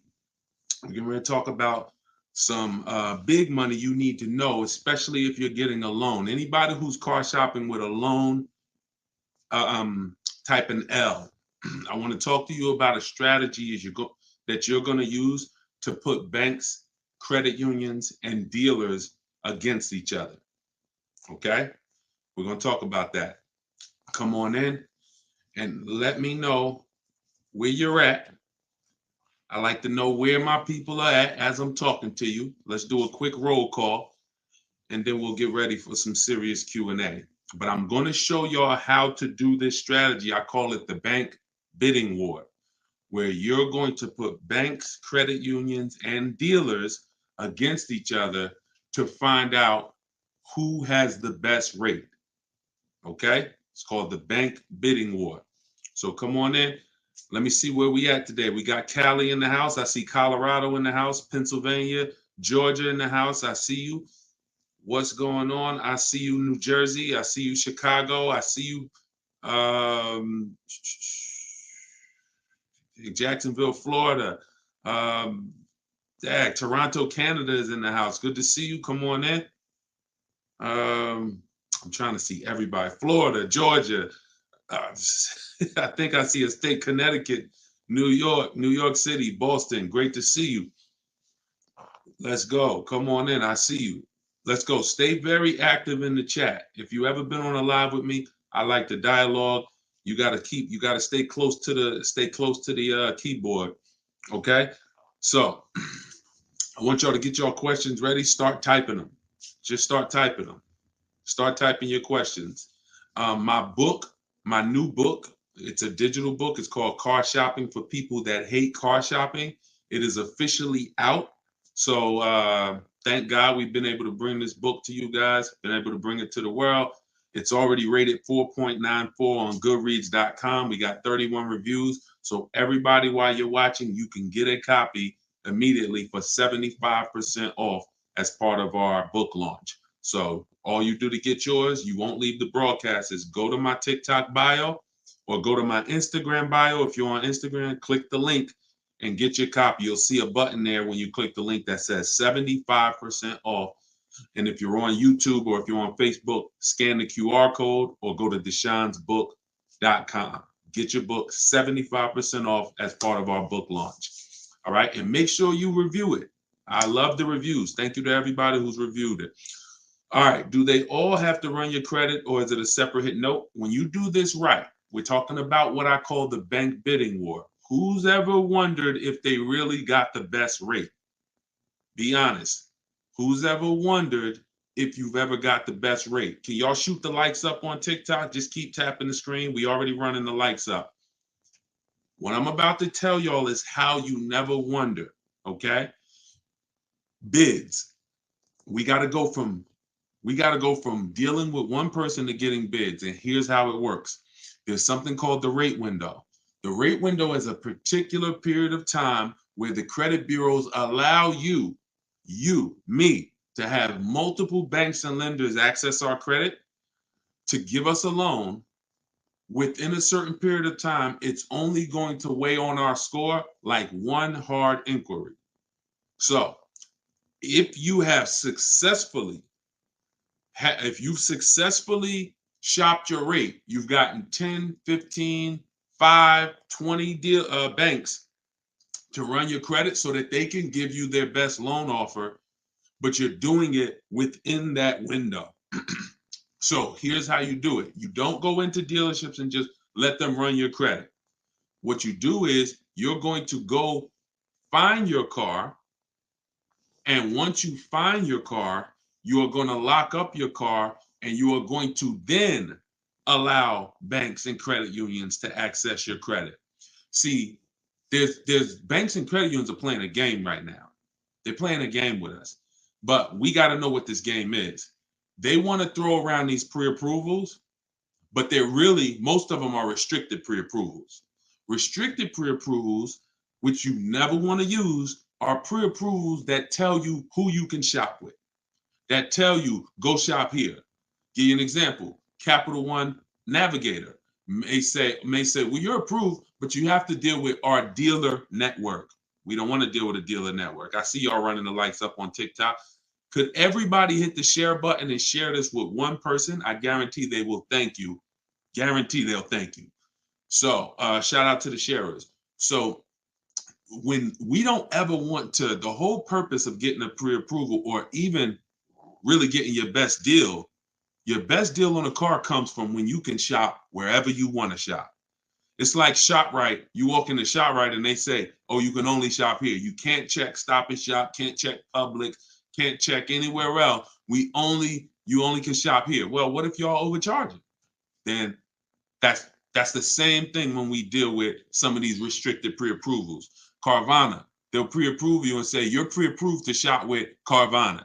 So our competition, oh no, we ain't gonna let you shop with them. We don't pre-approve you for that. Same thing with CarMax. Same thing with all of these websites that tie you to a particular place for you to shop. We don't want that. Okay. And so you can't depend on any of those things. Here's what you do. You can Google, because the only purpose of getting a pre-approval is for budgeting. And for those of y'all who are connected to me, I actually am going to release a calculator I created. It's called the Perfect Budget Calculator. It's an online like software, and I'm actually going to release that to y'all in a couple days. So if you are not subscribed, if you're not subscribed on YouTube, if you're not on my email list, if you're not connected to this community, you are going to miss it when I release this in a couple days. It's going to be absolutely free. It's something that our members use inside Cars from Home University. It's something that you'll see inside my book if you have it. It's called the Perfect Budget Calculator. So the reason why you get pre-approved is so you can budget. Just like with a house. You go get pre-approved and then you go find your house. You don't know how much you can spend until you get pre-approved. But the games that these banks and credit unions are playing, y'all, is they're trying not to give us a pre-approval. They're really trying to get a hard pull and get us locked into a loan with them. That's really what they're trying to do. Some of you, have any of you ever tried to get a pre-approval and they told you we need the car first? Right? Has anybody ever tried to get a pre-approval and the bank or credit union said, we need to know the specific car to pre-approve you? Right? Orlando said, yep. Tracy said, yep. So think about how backwards that is. That's like if any of you own a home, you know, when you go to get pre-approved for your mortgage, that'd be like them telling you, go find a house and then come back and get pre-approved. Well, that doesn't make sense. But with cars, that's what they're trying to pull. So we don't ever want, remember this, y'all. Remember this as long as you remember anything. Never let someone access our credit until we've already found our car. See, if you stick to that rule, then you're never going to open up the rate window, because the minute you find your car, that's when we go into the shopping part. That's when you find your car, you lock up your best deal, you are bringing that paperwork home. That's called a buyer's order. You're going to bring that thing home and you're going to call your bank, call your credit union. You're going to go online, type in auto loans online. Lightstream is a company called Lightstream. It's Community Credit Union. Any of these people you can find online, it's game time. It is time for them to bid, and you'll already have your car, so there won't be anything stopping you. So you're going to let all the banks, credit unions that you know run your credit when you get home with your buyer's order, which means your car is already sitting there waiting at the dealership. This is very important, y'all. This is like baking a cake, but you don't put the frosting into the mix. You don't put the frosting in the cake mix. It comes at a certain state, at a certain step. The frosting is this step. If you do something in the wrong order, you mess it up. You must wait until after you get your deal. No one has touched your credit. I got my car. I'm going to take it home. I'll call y'all tomorrow, dealership, because I'm going to call my bank, my credit union, and I'm going to let some online, and I'm going to shop for my financing. And then I'll let you know, this is the part 2, that a lot of you will sometimes skip. But don't skip this, because this is your money. After you get the deal, after you get your bank, your credit union, the online credit union's rate, now we are calling the dealership and we are saying to the finance manager, hey, Mr. Finance Manager, Mrs. Finance Manager, good news. So I got 6.29 from my bank, my credit union, from whoever gave it to you. But if you guys can beat it, I'll give you the business. This is how you win. Some of you may have heard dealers are not giving y'all the best prices because you don't want to give them your financing. Who's heard that? Now, some of them are scum. Some of them are scams. That's why we always have multiple options. But sometimes if you say to them, I will give you the opportunity to see if you could beat my bank. That is what you want. Dealerships got 10 banks, y'all, 7 banks, 15 banks. It's a whole different conversation when they're calling their banks to try to beat what you got versus how you may have dealt with them in the past. You probably went to them in the past and said, all right, just let me know what rate you could get. Now, when they talk to their banks, here's the question. What's the highest rate we could give them? That's what the question is for most people car shopping. The question that it's going to be now when you do this is, can we find a bank that can beat what they got? It's different when they're trying to beat what you have versus you just telling them, all right, let me know the best you could do. And what you'll find most times is these dealers have leverage. They can call a bank and say, look, I need you to give me 5.9. They already got 6.2 from their bank. I need 5.49. They can call and they give these banks millions of dollars in business. But when you do this, now you're going to leave with what I call price assurance. This is what you want. Who wants to guarantee that I paid less than everyone else?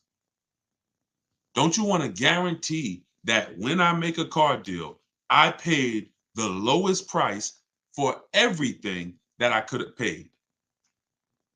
Isn't that what we want? We want to guarantee I paid the lowest price for everything. That's what you do. You now get your own financing, get those offers. You give the dealer a chance to beat it. So you might think the dealer that the bank that wins your offer wins, but the dealer might call you and say, "Good news, I even beat that. I got you a half a point less." That'll save you money, depending on how much your loan is. That could be thousands. This is how you shop, and this is how you come home with your car and know, "Dag, I got the best price for the car. I got the best interest rate on the market, and it's no questions in my mind." That's how you do the bank bidding war. Okay? Must be done correctly. And at the end of that period, when that rate window closes, the effect on our credit score is the same as one hard inquiry. That is when you know you've done it correctly, but no one can access your credit before that. If you let them access your credit before that, you're lost because you've already started the clock ticking. All right. Jason said, "I got the program and going through it now. It makes car shopping easier, and you don't have to sit at the dealership." So Jason's in my program, Cars from Home University, where I have all videos and everything. Thank you, Jason. The same information that's in Cars from Home University is in my book, Car Shopping for People That Hate Car Shopping. So you can download your copy now, 75% off while we're on here. Anybody who wants their copy, use it. If you are in the market, use it. Get it at 75%. $97 is still a great value for the book because of how much money it's going to save you. But 75% off, that is even better. So go there, grab your copy. It's in my TikTok bio and my Instagram bio. You can go to deshonsbook.com or you can scan the QR code. Okay, can you talk about leasing and getting the best deal? I keep missing that part. Whenever it comes to leasing and getting the best deal on a lease, it comes through multiple offers. You have to show yourself how much the dealers are trying to make on you. The only way for you to see that is for you to look at multiple offers. You're going to see, here's when you know you've done it right. You pick out a car. If you get a price offer for that car, always get it with first month's payment only, out of pocket, no down payment. First month's payment out of pocket, 12,000 miles per year. You can switch this later. Once you find the best offer, you can adjust your mileage. But when we're shopping, we want to shop with average miles so we can judge the deal. So you're going to do first month's payment. You're going to do, and then you're going to divide, once you get the quote, you're going to divide the MSRP. You're going to divide the payment rather into the MSRP. And that's going to give you a number. So if you divide, for instance, 500 is the payment, the MSRP, let's say, is $40,000. 500 divided by $40,000 is 0.0125. Excuse me. The lower that number, the better. If it's 1%, it's a steal. If it's between 1 and 1.5%, that's a deal. But you don't know what your deal is going to be. If it's over 1.5%, then it's just we don't lease those cars. We don't lease cars with bad lease programs. We don't pay over 1.5% because percentage-wise, we're paying too much for a car that we're giving back. So we don't want to pay. We have to be, it has to be a threshold. And I created the 1.5% rule for everyone to know, once I paid above 1.5%, I'm paying too much for a car that I'm going to be giving back in 3 years. It's no value in that lease anymore. So when you do that, you're going to call, if you do it manually, which means you're not working with me, I can't really tell you exact, because when you use my way, you're using my scripts. Everyone who shops my way, if it's in my book, it has my scripts. And what I'm saying in those scripts is telling them what we want. Our first contact, everything is done on a computer.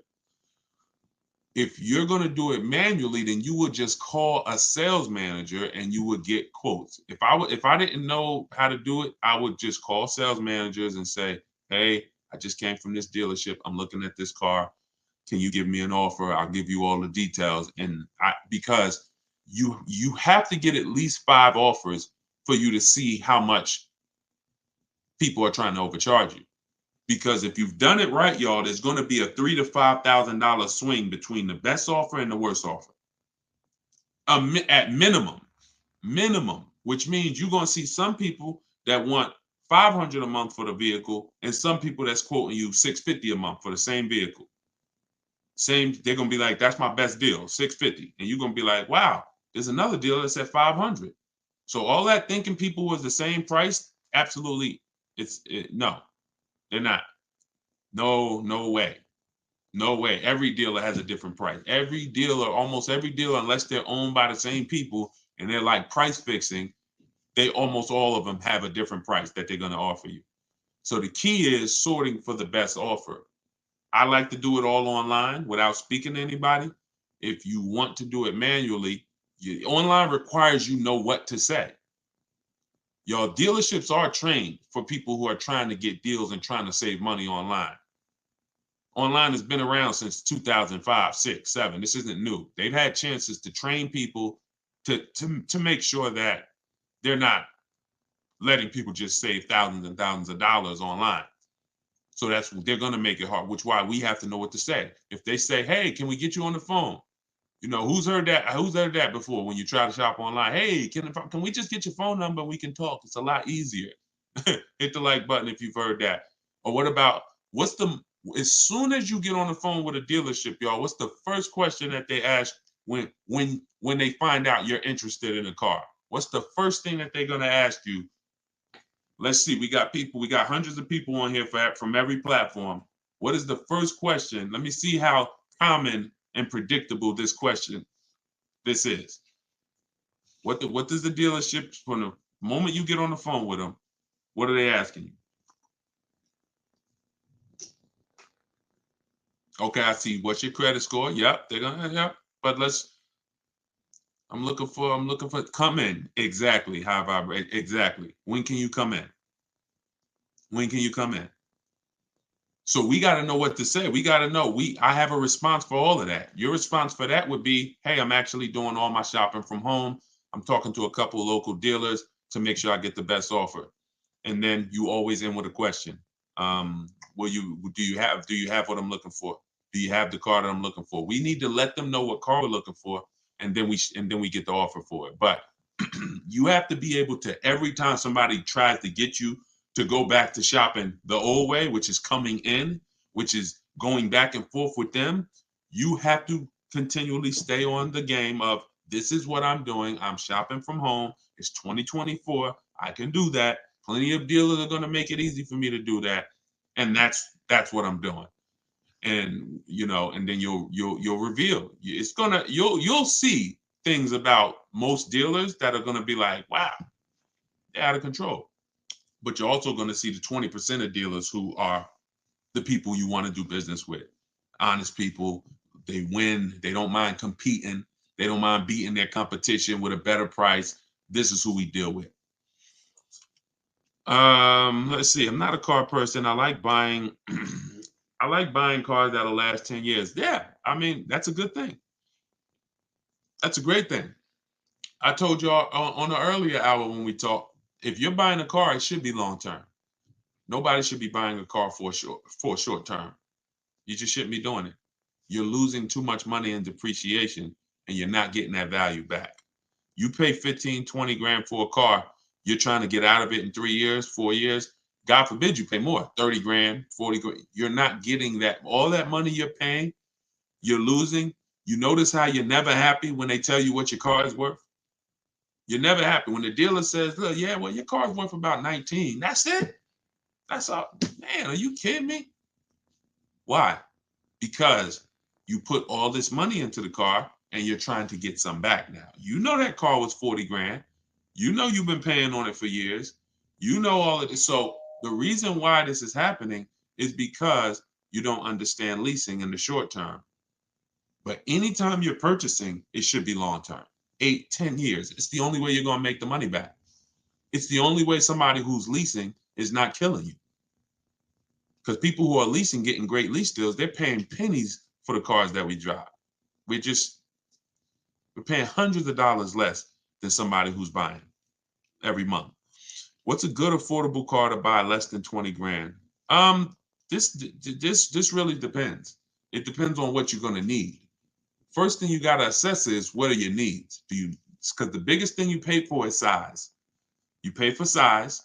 So the bigger the car you need, here's what y'all remember if money starts to get tight. If y'all are ever looking at a car and money's tight, I remember when I was at Mercedes, somebody would walk into the dealership, they're looking at an SUV, 3 rows, and they're like, oh, I got a big family.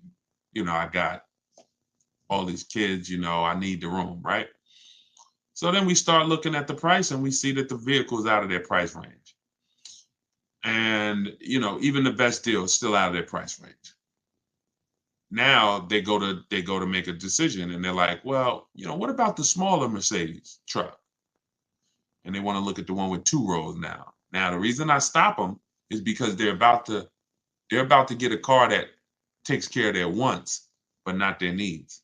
You told me you had 3 kids, you need 3 rows? Yeah, I really do, man. So 2 rows wouldn't work for you. So don't look at 2 rows. See, when we are getting cars, we can't take out stuff that is a need. And the biggest need is size. So you got to make sure. So I always tell you, get the smallest car you can buy.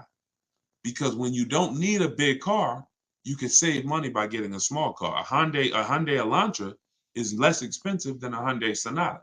Why? Because it's smaller. So the big SUVs, you could get a big, huge SUV, no leather, no nothing, no features, base engine. It's still going to be more than a maybe decked out version of a car. Why? Because it's bigger. So if you're building, don't go crazy with size. If you're rebuilding credit, don't go crazy with size. If budget is tight, get the smallest you can. Then you go to amenities. Go to amenities next. Leather. Do I need leather? Do I need all of these features? Do I need it to have all of this technology in it? You're paying for that. So so Alicia, you're asking what's the best way to get the best car under 20 grand? It depends on what car you need. If you tell me, Deshone, I need point A to point B transportation, well, there's a lot of cars you could get under 20 grand. If you tell me, Deshone, I need point A to point B transportation, but I need a 3-row SUV, well, now there's a few cars under 20 grand. If you tell me, Deshone, I need a big car with a big SUV and it has to have leather and it has to be all of this under 20 grand, then that's fewer cars. And then the other categories are, besides size and amenities, we pay for power, we pay for class, and we pay for exclusivity. So if you say, Deshone, I need a big SUV and I want all the leather and all the features and I want the big engine in it, the 400, 500 horsepower engine, and I want to fund it. Well, there's even fewer options because you're not able to. You're building up everything that you pay for in a car. You checking everything. I want everything. So you got to know where to sacrifice. Some people, class is going to be your sacrifice. Watch this, Deshone. I can do a big SUV, but I want a Mercedes, or hey, I want a Lexus. That's different than Chevy. You could get a big SUV with leather, Chevrolet. That same SUV, same size with Mercedes is more money. Class. So you got to know what to take out. Last thing is exclusivity. I want a car nobody else has. You get taxed for that. You're going to pay a lot of money for that. I want the Hellcat, the Demon, whatever it is, whatever that, I'm getting this vehicle, nobody has it, you pay for that. So when it's time, when you're searching, Alicia, you got to say to yourself, what are my needs? And then what are my wants? If my wants might be leather and all that. My needs is I need an SUV. My needs are I need something with a hatchback because I use the back of the truck. I need whatever. Because you don't want to go and get a vehicle that has a bunch of wants that you didn't need, and now you had to get an older one. $20,000 is a decent budget. But if you go trying to get every single thing that you could get in a car, in a big car, and leather and fancy, and look, now you're going to end up getting one with 80, 90,000 miles, and it's going to not be, it's just going to be a bad, it's just, I don't want you to do that. I would prefer you not to do that. Not a good way. So assess your needs, get the smallest car you can, get what covers your needs. And if you need help purchasing it, you can use my videos. You can get my book. It's 75% off. Go to deshonsbook.com, download your copy right now, start using it. I'll teach you how to get the most for your money. That is what I do. Let's see. Shout out to everybody on it. We tied in. I love this. This is my, like, we just now getting into streaming on multiple platforms. So we on YouTube, Facebook, Instagram, and TikTok at once. I love it. I'm looking for a used Toyota. Could everybody share the broadcast? If you are not following me, if this is, your first time seeing me, I would invite you to follow if this is the type of stuff you're into. If you're into really, financial literacy, not everyone is. But if you are into, watching your money, protecting your money, making sure that all the money that's supposed to stay in your household stays in it, then definitely I welcome you to subscribe to us on YouTube, hit the sub button, and follow us on whatever social media platform you're on. Okay, I'm looking for a 7-seater, but want to pay less than $600 a month. So you start with now 7-seater. Now look at those other things that I mentioned. Do we need all those things? Because you could go 7-seater, you would say, what's the least expensive 7-seater out there? You would look at 7-seaters, in the 30. You look at them brand new, and you say, okay, can I afford a brand new one? If you're not keeping 8 years, you stretch your budget a lot more by learning how to get great lease deals. If you're not keeping 8 years and you're like, Deshone, I'm not leasing, you're losing money. It might take you a while to accept that, but I'm never going to stop saying it. So I'll be saying that until you get it or don't get it. And hopefully at some point you get it. Your children will get it, because most people are, children now in this generation are a little bit more open to questioning bad advice, and not leasing ever is some of the worst car advice that people have gotten.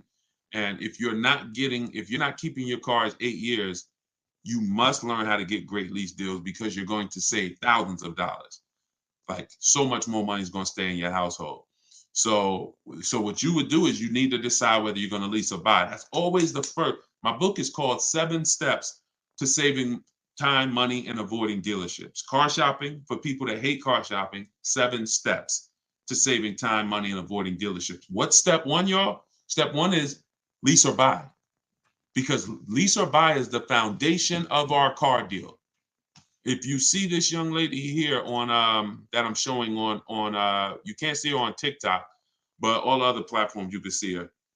You can see she got a 54,000. Her name is Taupe. She's in our Cars from Home University group. We share all our car deals all around the country. She got a BMW i4 eDrive. It's a $54,000 vehicle, $54,750. Her best lease price on it was $690 a month. So y'all are aware, that same vehicle, if she purchased it with no money down, just like she did this, no money down. We're not talking about putting money down. That's a whole different. When you don't put money down, it's easy for you to judge your deals. Stop putting money. When you learn from me, you're going to stop judging your deals with money down, because the money down doesn't matter. It doesn't affect the deal. So to purchase this same exact vehicle that Taupe got, $54,000, that's an $1,100 a month car payment. Every $5,000, if y'all remember, is $100 a month. Every $5,000 you borrow. So if you're looking at a car that's $5,000, figure that's $100 a month for 5 years. If you're looking at a car that's $10,000, $200 a month for 5 years. $20,000, $400 a month for 5 years. Remember that rule. Every $5,000 is $100 a month. So for a $54,000 vehicle, her payment would be $1,100 a month. Yet she's leaving with a $690 payment. You see how hard it is for her to get in trouble? So this is why If she had chose to purchase, let's just say she's working with me, she's reading my stuff, she's learning from me, and she said, Deshone, I'm not keeping my car, but I'm going to purchase. I know I'm not keeping the 8-year rule, but I'm not going to keep, but I'm going to purchase. Even if I helped her and showed her how to save thousands of dollars off this car, thank you, Evan, that is still going to be $1,000 a month, $1,100 a month with no money down. It doesn't matter. Like she can go from 1,000 to, oh, we saved $5,000 off the price of the car. Now you can go from 1,100 to 1,000. Doesn't matter. Now, if I was purchasing this car and I saved $5,000, okay, that's my best offer. That's good. But the reason why leasing versus buying must be the first step is because it's the foundation of affordability. $690 is the best lease price she got. The best purchase price will be nowhere near that. So if your deal is not on the right foundation, if you're not leasing when you should be leasing and purchasing when you should be purchasing, then there's no deal. There's no deal. You're overpaying. So that's the first step. All right, that's always the first step. Before you think about what you want to spend, you must decide, am I going to lease or purchase? And how you decide that is just ask yourself, am I going to keep the car 8 years or not? That's it. Okay, all in my book, by the way. Everybody who doesn't want to remember, Deshone, I don't want to have to worry about remembering this. Okay, then get your book, go to deshonesbook.com, get your 75% off. Let me know, make sure the price is showing 75% off, not the normal $97 price. You can scan the QR code. You could go to my Instagram bio, click that website. You can go to my TikTok bio, click that website, and you can download your copy if you want all the information in one spot. Soder said, can you do a simulation of how you would lease a Mazda CX-90? Well, I would figure out what I want. I'm going to check the car first. I'm going to check the car, go to Google. I'm assuming you're talking about, well, if he's leasing, he is talking about a new one, because you can only lease a new car. Okay. The link, Evan, is in my TikTok bio. It's in my TikTok bio. So I'm going to, hold on one second. Hold on. Let me get back on TikTok. Okay. So when we're leasing, if we don't have any other cars to sell, we don't have a lease that's coming due. If you have a lease that's coming due, we got to check our equity. But let's say we don't. Let's just say we want to lease a fresh car. We're going to check the car, check the initial quality, make sure it's not a bad car. There are some new cars out here that are horrible cars. So we're going to go to Google. And when we go to Google, we're going to type in the name of the car, and we're going to type in initial quality. As y'all come on to TikTok, could y'all just light up the lights, keep tapping the screen? I appreciate y'all running the lights up.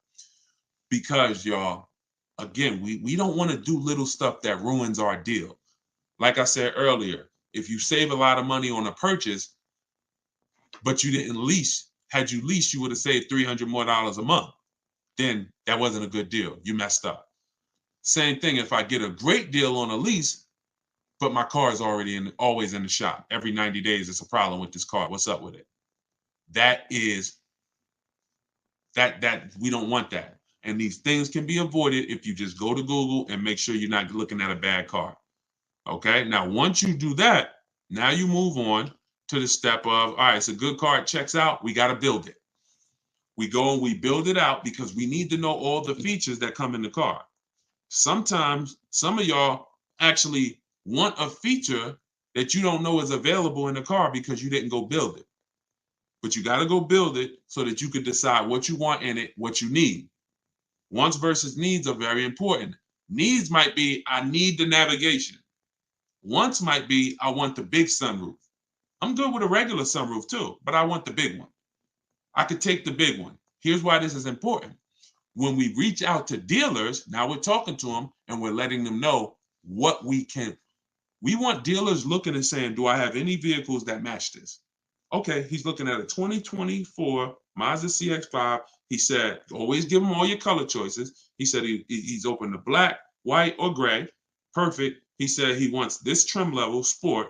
And he said, okay, I must have the navigation. I'm good with a sunroof or I'm good with panorama sunroof. It doesn't matter. This is why this is important.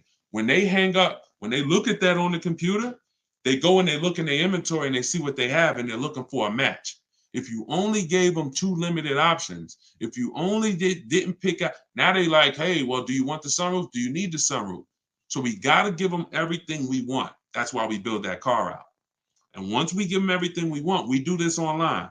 We literally, in my book, it's $24 at 75% off. You go download your copy, you'll see this is how I do it. I like to send you to the website because you don't have to talk to anybody. Who wants to save money without talking to anybody? Type a $sign in the comment box. If you want to save money without talking to anybody, if you want to be able to say, man, I'm saving thousands of dollars, and who's a bad negotiator? Type bad in the comments. Be honest. If you consider yourself, if you be honest and say, I'm a bad negotiator, type me or type bad. This will work for you because you don't have to talk to anybody. Even if you're going to do what I said earlier, if you're not going to use the book, if you're not going to get the book and use it, then you can call sales managers. That's going to take a little bit more time, and you got to remember what you want, and then you got to be telling them all the information they're going to need. They're going to need to know where you work at because they can't give you the rebates. They don't know if you qualify for any rebates until after they know where you work. They don't know whether you qualify for any rebate until until they know what cars we have in our household. Like I got an Infinity truck. Sometimes they'll give a rebate because you have a competitor brand. You get $1,000, $1,500, whatever it is. So everything, I have this template where you just fill this in. So when you're shopping for a lease or a new car, it has everything that you need there. This is what a dealer must know in order to give us an offer. Okay, could y'all keep lighting up the likes on TikTok, tapping the screen? I appreciate it. I see the likes going up, and I appreciate it. We letting them know, letting TikTok know we changing lives here. We want to set people free financially, but that's what's necessary. Like I'm letting them know what I want, and then I'm doing it with multiple dealers. In the book, I teach you something called the 25-to-5 strategy. That's something y'all going to hear me talk about a lot. That's where we connect with 25 dealers to get 5 offers. 25 dealers to get 5 offers. And what you love about doing it this way, you don't really hear, oh, we don't have that color, or we don't have that. See, when you're talking to 1 dealer or 2 dealers, you're going to hear that.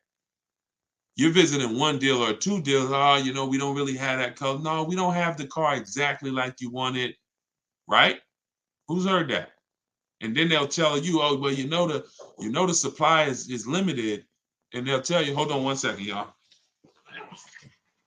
So they'll tell you that inventory is limited.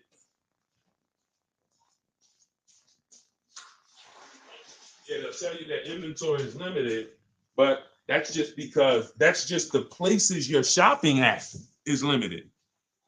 The places you're shopping at is limited. When we shop out of 25 dealers, we're shopping out of 25 dealers' inventory. So yeah, I'm talking to 2 of y'all. Maybe neither one of y'all have what I want. But when I'm talking to 25 of you, maybe 10 of you have what I want. That's why it's called the 25-to-5 strategy. You're going to connect with 25 dealers online, right at your computer, and that's going to lead to 5 offers. And when you see how different those offers are, you'll see why it's important to shop multiple offers. Those offers are going to be about $3,000 to $5,000 different from each other. Guaranteed. Guaranteed. Look at there was a young lady who just got a Maserati and she saved $20,000 off the Maserati. She said her best offer was $20,000 off. Matter of fact, if y'all need to see that, just type Maserati. If y'all don't believe me, if you believe me, then we ain't got to do it. But if y'all want to see that, then I'll show y'all. She just got a Maserati 2 weeks ago. So imagine if she didn't shop multiple offers, she might have had one dealer taking off $3,000, thinking, oh, that seems like a good deal. Another dealer taking off $5,000. Oh, that seems like a good deal. You shop multiple offers and then you see where the bottom is. Oh, wait, hold on. They said they can't hear me on TikTok.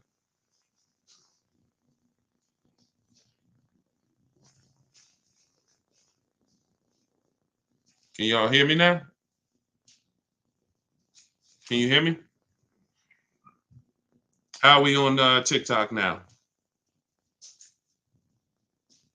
Let me know if y'all can hear me on TikTok before we keep it going. Thank you so much for the strategies and tactics. Absolutely. That's the look. One thing we're gonna do here is strategies. One thing we're gonna do here is strategy. I'm just trying to see if we're back on TikTok because my headphone had went off.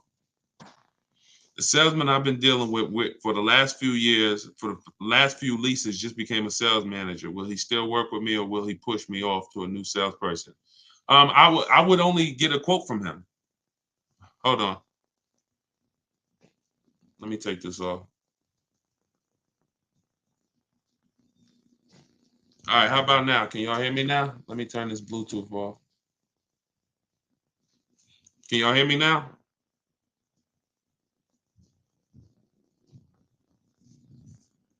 Oh, it connected to my wife's headphones. All right, thank you. All right, good. Yeah, so if you've been dealing with a salesman, somebody said the salesman that they used to work with is now a sales manager. Will they still deal with you, or will they push you off to a salesperson? The only role of a salesperson is to help you pick a car, and then you go home and you get a quote from home. You get a quote from home. See, what's losing, if I could reduce it to a few activities that maybe you have been trained to do that lose you a lot of money, it's getting numbers in the dealership. It's getting numbers while you're at the dealership. If you're shopping for a new car, or if you're shopping for a new car or a lease, you should not be getting numbers at the dealership. If you're shopping for a used car, you should not be getting numbers at the dealership. All of this should be done at home, where you're in control, where you can get multiple offers. So if you go and you test drive that car, go test drive it. You could test drive it where you could call him if he used to be a salesperson, but you're only there for a test drive. You're only there to decide what you want. You're not there to buy what you want. I think you got to get that. When you are shopping for a new car, type the gems, type the diamonds, type the light emoji, because this is a gem that you can't forget. When you are there shopping for a lease or a new car, you are in the dealership to decide what you want. You are not in the dealership to buy what you want. Y'all get that? So once you've decided that you like something, now you're coming home and you're getting offers. That's how you stay in control. That's how you save money. That's the new way to car shop. Purchasing from home, getting offers from home, where you're in control, not sitting at a salesman's desk where they can give you a price and then you don't know where they're starting at. You don't know where the first price they gave you, you don't know if it was a good price. So, the salesman can say, all right, it's $700 a month. And you're like, oh, wait a minute. Or, and then next thing you know, they get you down to 600 and you think that was a deal. Well, maybe they should have started at 600 and they were supposed to come down to 5, but they started at 7 and they came down to 6. You cannot, there's no way for you to know this, especially with leases, but with any car, you should be doing, y'all are going to save more money than you've ever saved, easier shopping from home. I'm looking to lease, but I put 15,000 miles a year. That's nothing. 15,000 miles a year is slightly above average. Perfect. 25,000 miles a year wouldn't matter, because leasing isn't based on how much you're driving. I spoke about that on an earlier hour we did, where I was talking about how cars depreciate whether you buy them or lease them. You park a car outside, if it's worth $20,000 today, you go back a year later. You don't have to drive it 1 mile. Just go back a year later. Is that car worth $20,000 still? No, it's not. That's depreciation. That means you lost money. That means you lost value. That's real money. If you had a car that was worth 20 and then next year it's worth 17, you lost $3,000. That's facts. Doesn't matter whether you lease it or buy it. You pay for the usage of a car. Now, here's another kick. Let's say that same car that you got outside, you go and you drive it around this country. You put 10,000 miles on it a month, and you come back, and in a year, you got 120,000 miles on the car. It's worth even less now, right? Car is probably, if it was worth 20,000, maybe it's worth 8,000 now, right? But you own it. See, these are the people who say, "Oh, I like to drive as much as I want to drive. I don't want to pay for the mileage, so that's why I buy my cars." Never a reason to buy, because you lease. You're literally paying for the car. You're paying for the usage, whether you lease or buy. Here is the key: depreciation.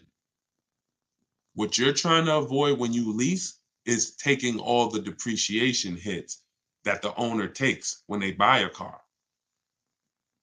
You lose 20% the first year, 15% the second year, 12%, 12%, 10%. You're losing value every year. Now, there comes a point in time, if those of you who keep cars a long time, where you go from losing 10%, you go from losing these high percentages every year to the point where if you keep your car long enough, you might only lose 5% a year. You might literally, the longer you keep a car, the less it depreciates later. But you have to get to the later.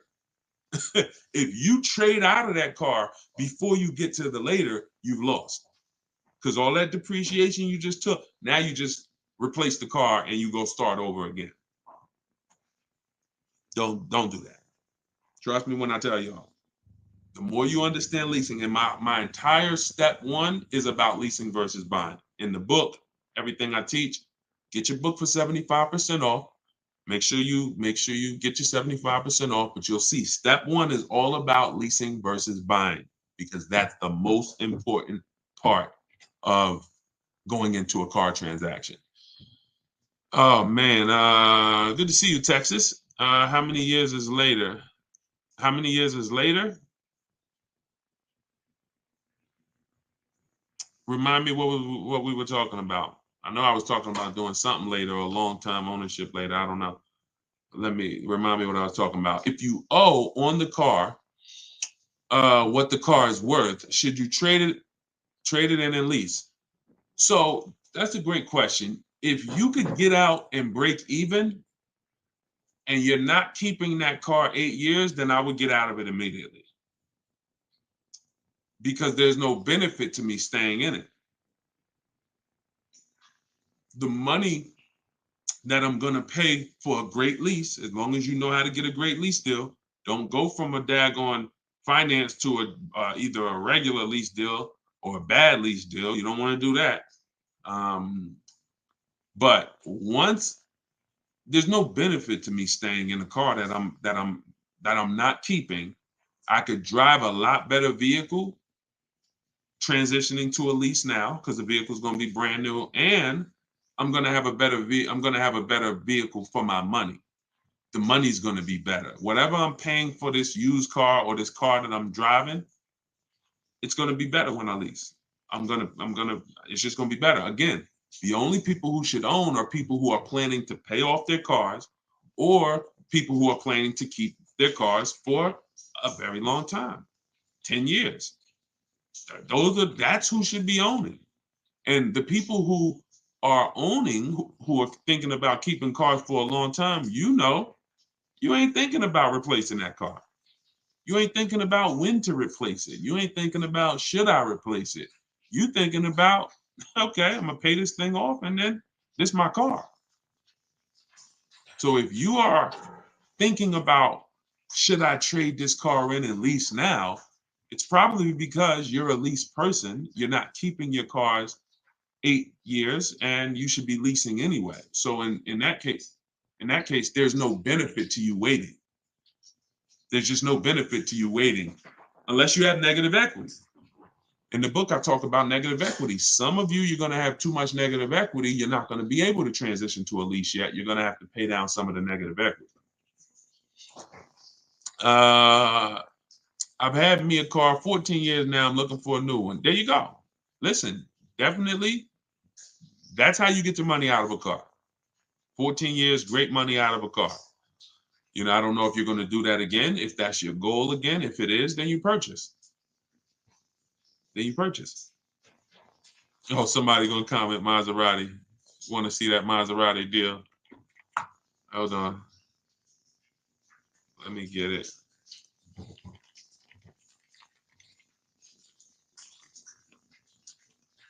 Hold on 1 second. Yeah, she said 20. Listen, the money I be talking about, I don't talk about small money. I don't talk about small money, y'all. We are not only the only small money that we've talked about so far is the price of my book at 75% off. Like that's small money. It was actually inexpensive to begin with. I wasn't gonna make the book super expensive to begin with, but at 75% off, to download your copy now of my new book, Car Shopping for People That Hate Car Shopping, get it for 75% off now. Go to my TikTok bio. You're not going to leave the broadcast, so you won't get kicked out. Go to my TikTok bio or go to my Instagram bio, click the picture of me, and you'll see a website there. When you click that website, you'll be able to get yours for 75% off. And you'll have everything that I teach in one spot so that you can use this stuff. Thank you, Paul. And so that you can see how much money you're going to save when you just start shopping different and when you know where the hidden money is in your car deals. All right, so this was March 3rd. Hold on, I had to download Kimberly's picture. So check this out.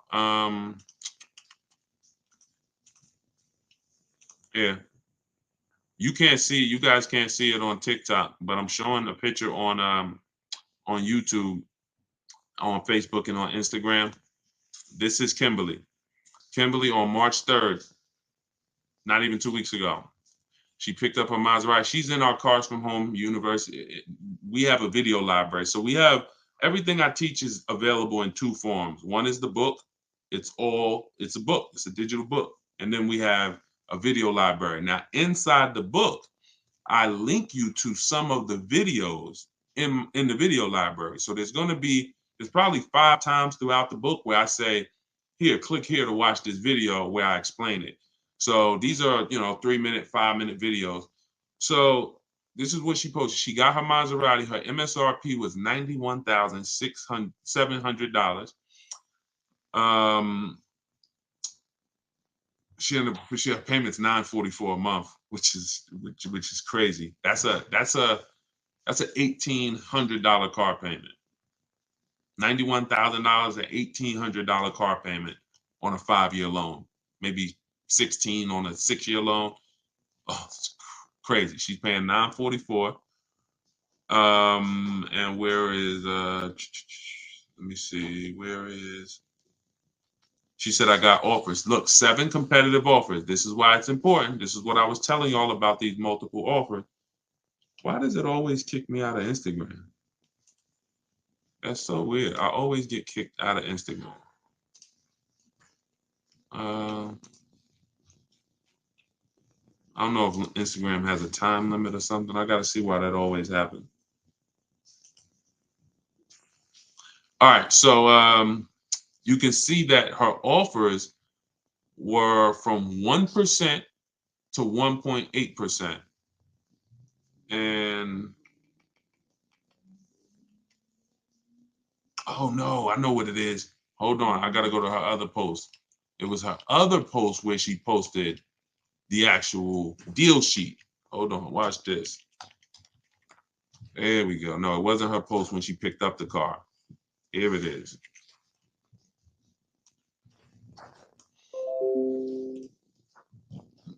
So she has this great offer and she comes in our Facebook group. She's like, okay, how do I lock this thing up? Check this out. All right. And these are the same deals you will make. Like, you don't have to, no matter what car you're shopping for, You'll get to the bottom. You'll know what the bottom is for it. Check this out. So here it is. 91,000. This was a competing offer. This was her best offer before her true best offer. Because the dealer that ended up making her this offer didn't win the business. The dealer that was closer to her said, well, I'll beat that offer. And that's the one she ended up going with. But this one right here had an $86,961 MSRP. And look, the selling price that she got, $66,261. She's sitting at home comfortable, y'all. Talking to multiple dealers, sitting at home comfortable while dealers are bidding for her business. She's sitting up here. She said there are people that were the same time Kimberly was out here shopping for that Maserati. There's other people all around the country who are shopping for that same Maserati, and they're literally in the dealership trying to, hey, come on, man. Can you take off a couple more dollars? Come on, man. Yo, I'm already taking off 5,000 for you. Come on, man. Can you do, come on. So what if you do 7? Can we do 7? Can we do 10? Meanwhile, Kimberly's saving 20 grand while she's at home. Why? Because you have leverage. She's in control. When you use what's in my book, when you use what you're going to learn from watching my videos, you will see I want you shopping with leverage and control where you can see all these offers while you sit at home and they're bidding for your business. It's hard to make a mistake when you're sitting at home in your living room. It's hard to make a bad choice. It's hard to say the wrong thing when you're not talking to anybody. So the key is learning how to shop online properly. That's what I'm here to make sure you do. I know some of you have tried to shop online, but there's a right way and there's a wrong way. The right way gets you those kind of results. I like this, man. Thank you so much, Good Time. Yeah, IG is weird, and you get kicked out if they don't know who you are. Yeah, I don't know what that was about. I got to look into that. So I'm trying to pay $287 a month. You just got to see, what does $287 a month get me? $287 a month is probably about a $13,000 loan for 5 years. Maybe about a $14,000, $15,000 loan for 6 years. Maybe about a $15,000 depending on interest rate. So the question always, it's not just what we want to pay. What can we get for what we want to pay? We got to explore it. And you need to know whether you're leasing or purchasing. That continues to be skipped. That's step one. And this answer is, are you keeping the next car 8 years or not? If you call me and said, Deshone, I'm car shopping, man, I would love your help. I want to do things the way you say do it. What's my first step? How long you keeping the car? How many years? I'm gonna keep it for about 5. All right, we leasing. Okay, perfect. What's our next step? And so on and so forth. You must have the first step handled. Leasing versus buying is step 1. It's not step 3. It's not step 2. It's step 1. If you go off the purchase and you should be leasing, you're done. You lose. Don't matter how much money you save, you lose. Because you're losing, you lose. So you must know that. It's the car I want. I'm willing to keep it. Great. So then we go and we get do you have a car to sell? Step 2 in the book, equity assessment. This is where we have to take, who's traded a car in before? Type T if you've traded a car in before. If you've traded a car in before, type T. Trade it. All right. A lot of you have. I'm going to tell you something that may be shocking, right? But it's absolutely a fact. You learning from me, if you use what I'm telling you, you'll probably never trade a car in again. Deshone, what do you mean? We never trade cars in? I'm going to tell you why. We use a bidding system. We don't trade our cars, we sell them. We sell them to cash buyers who can look at the car and write a check immediately. These are our Carvanas of the world. These are our Driveways. These are our CarMaxes. These are our Auto Nations. These are Kelly's Blue Book Instant Cash Offer. This is the equity assessment. A lot of times we're losing money in so many places. It's like money leaking out of our car deals in so many places. This is another one of them. We are not trading our car in because, let me ask you a question. When have you ever got the most something was worth trading it? When have you ever, we've never traded anything and gotten the most it was worth, right? We literally, if I sit here and I say, hey, I'll trade you this phone for your bike, one of us is taking a loss. I'm either not getting the max that I could get for this phone, or you not getting the max you could get for the bike. See, so trading in our system, which is a bidding system, we get bids from buyers. When we're ready to buy our new car, we get bids from dealerships. The chances of a dealership winning the bid because they're going to sell us the car we want lower than every other dealership, and winning the bid to buy our old car is almost impossible. It's almost impossible. So you're going to not just beat every dealership that's selling the same product as you, but you're also going to beat all the online buyers that are trying to buy cars, the Carvanas, the people I just mentioned. You're beating them too? Oh, you're going to be out of business soon. They can't burn the candle from both ends. So what we do, this is called timing our transaction. We're going to sell to the highest bidder. We're going to buy from the lowest bidder. So what we've had many times is we've had people who go pick up their brand new car from the dealer who won the bid. And then after that, they go drop off their old car at CarMax and get their check. Or they do the old car first and then go pick up the new car. Because they're giving me $2,000 or $3,000 more than a dealer would have given me on trade. I'm going to go get my $3,000 more here, and then I'll come and I'll buy the car from you.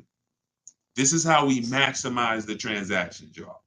This is how we make sure at the end of the transaction, we haven't left any money out of it. We have to get bids for every part of it. We talked earlier in the broadcast about getting bids from banks.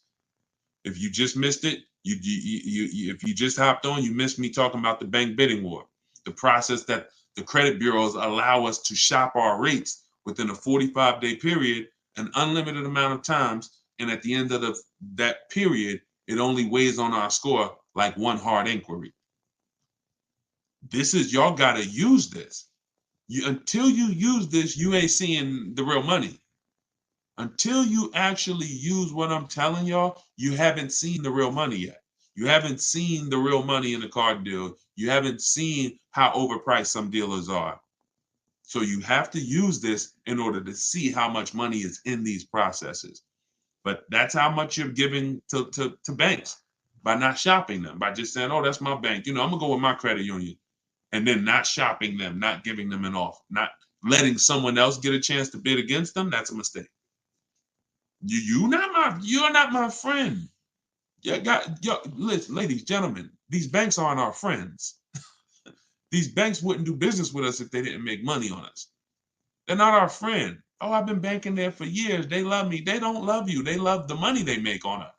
So we have to be as diligent as they are. I'm going to see if you're giving me you're giving me 6.29. Let me see who can beat it. All right, I'm glad. Yeah, I've been doing business with y'all. I love y'all. But if somebody else could give me a rate that's half a point less than you, or a point less than you, or 2 points, then I will be giving them that business. Why would I pay you an extra $1,000 in interest? No. So we get bids for everything. And that's how we guarantee that we save the money we're saving. That's how we're able to do this.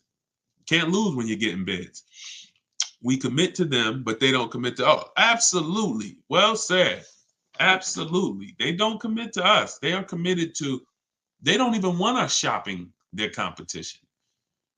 No, none of these banks, dealerships, they don't want us shopping their competition, because that's when we save money. We save money when we shop competition. and we save it easier. Shopping competition is the easiest way to save when you're doing it right, like I'm telling you to do it. It's the easiest way to save. You forget negotiating, forget, oh, take off another 1,000, take off. No, listen, I'll call you back. I'm going to get a couple more offers if you're talking to them. If you're using what's in my book, you ain't talking to nobody because my scripts is in there. I cannot tell you everything to say and you remember it here on a broadcast. But inside my book, Car Shopping for People That Hate Car Shopping, 7 Steps to Saving Time, Money, Avoiding Dealerships, you have all my scripts, you have all my templates, all the websites I use, because I want you to go direct to the dealer's websites. I don't want you going to a third-party website that's going to sell your information. We also always get a Google Voice. That's in there too. You want to get a Google Voice number, and you want to get another Gmail. This is going to be your shopping email. Deshaun, we're going to have a shopping email. You're going to get a shopping email because when you see how we contact dealers and how we look at our deals, you're going to see we can't have all of these dealers in our personal inbox. Now we looking through our daggone work emails and then our personal emails, and now we got some car emails in here, and no, it's a mess. We can't win like that. So we always set up a personal shopping email, a Google Voice number, so we could screen calls so that dealers aren't, who's been at work or somewhere, and they pick up their phone and, hey, this is Alan from over at ABC Jeep Dodge. You were here the other day. I'm just calling to check in. I can't really talk right now. You know, we don't get those calls. When you set up a Google Voice, I don't want no secret calls, no pop-up calls from car salesmen. We are here to shop online, and we are here to shop online by not saying anything. The more we say, the less we save. Remember that. We're gonna brand that one. Okay? The more we say, the less we save. Doesn't matter what time of the month you shop. No, I talked earlier about the 2 dates. Inside the book and you know, on my videos, you'll hear me talk about the 2 dates. 2 most important dates you must know when you're shopping for a car is what's my as soon as date. That's the date I can make a deal. You're not in the market. Don't even look at cars. Don't get offers. Don't look at deals. Don't have somebody work you up a deal until you can accept it. Now, you might say, Deshaun, well, that's tomorrow. Like, I could accept a deal today. Perfect. That's your no later. I mean, that's your as soon as date. Now, your next date is your no later than date. That's the deadline. That's like, Deshaun, I go back to work on, June 1st. I got to have a car by May 31st. Perfect. That's your no later than date. Now, in between those 2 dates is your shopping timeline. That could be a month, that could be a year, could be a week, but that's the timeline we have to watch offers and say no. And say no. You want to be able to watch offers because offers change. You know, when I was shopping for my Infiniti truck, pre-owned one, I saw the price trends. One of the things that I'm going to show you when you learn to shop used cars the way I want you to shop, you're going to see the price trends. You're going to see the low side of the market and the high side. I noticed the low side of that market is 22,000 and the high side is 31,000. So now I'm looking because our goal is to buy, remember this, y'all, below market value. Forget market value. These words that people use are expensive words. I'm never interested in market value. The only time I'm interested in market value is knowing it so I can make sure I'm buying below it. You see what I'm saying? You don't want market value. You want below market value. And so that's when we're shopping for a used car, we're looking at those things. I'm showing you first when we open up the marketplaces, how to see the low side of the market and the high side so we can identify the low and we can make sure that everything we're targeting is the low. Didn't realize I was in a live stream. Not looking to purchase a car right now. Awesome. Well, we'll be here. Listen, this is a mission we are on, and we've been on this mission heavy since 2021. And thank God we've built up, 2 million followers over all these platforms. You guys continue to follow. You guys continue to subscribe. You continue to engage. And you continue to get value out of the information. What I hold myself accountable to is the results you get. I don't care. Everyone knows I could get car deals. I'm not sitting here on no live to convince y'all I could get car deals. Everybody's probably like, man, this guy looks like he knows how to get car deals. I'm concerned with you. I'm concerned with people like who use what I teach. And once I saw that people who use what I teach can get the same results, look, this is Vincent. Vincent got a 3-year-old Lincoln Corsair. He got it back in January. Less than 45,000 miles, clean Carfax. We'll talk in future broadcasts about how we get free Carfaxes, what's on the Carfax. You'll see that many times the Carfax has the window sticker. Carfax has the original window sticker for certain brands. And we use that original window sticker to see all the equipment that's in the car and to see what the real price is. We need to know, one of the most important things on a used car, y'all, we got to know what was the original price. I bought that pre-owned Infiniti truck. They were asking $31 for it, but it was another one that was asking about the same price, and they looked the same. When I pulled the original window sticker, I saw that this one I ended up getting was $54 originally, $54,000 and change. It's like an edition 30. It has all the special trims on it. It has special rims, everything. And then the other one was a standard one. It was like $48,000 one. So once I saw all of them and I saw, wait, this one's 48 brand new. This one was 46 brand new, but this one's 54 and change. Y'all see how that helped me identify that was the best deal?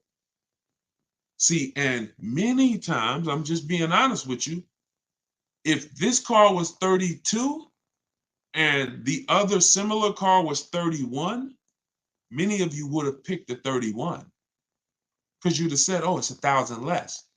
But you don't realize it's $1,000 less, but that one that's $1,000 more gets me $6,000 more of equipment.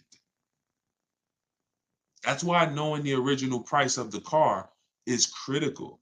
You can't choose the right car without seeing that. So this is what we do. And you see what he said. Look, he said, going back to Vincent's post here of his Lincoln he got, he said, my goal, I was targeting a 30 to 35% off discount of MSRP. You see how he talks different? See how he sound like me? Shopping for a pre-owned car, but what is he looking at?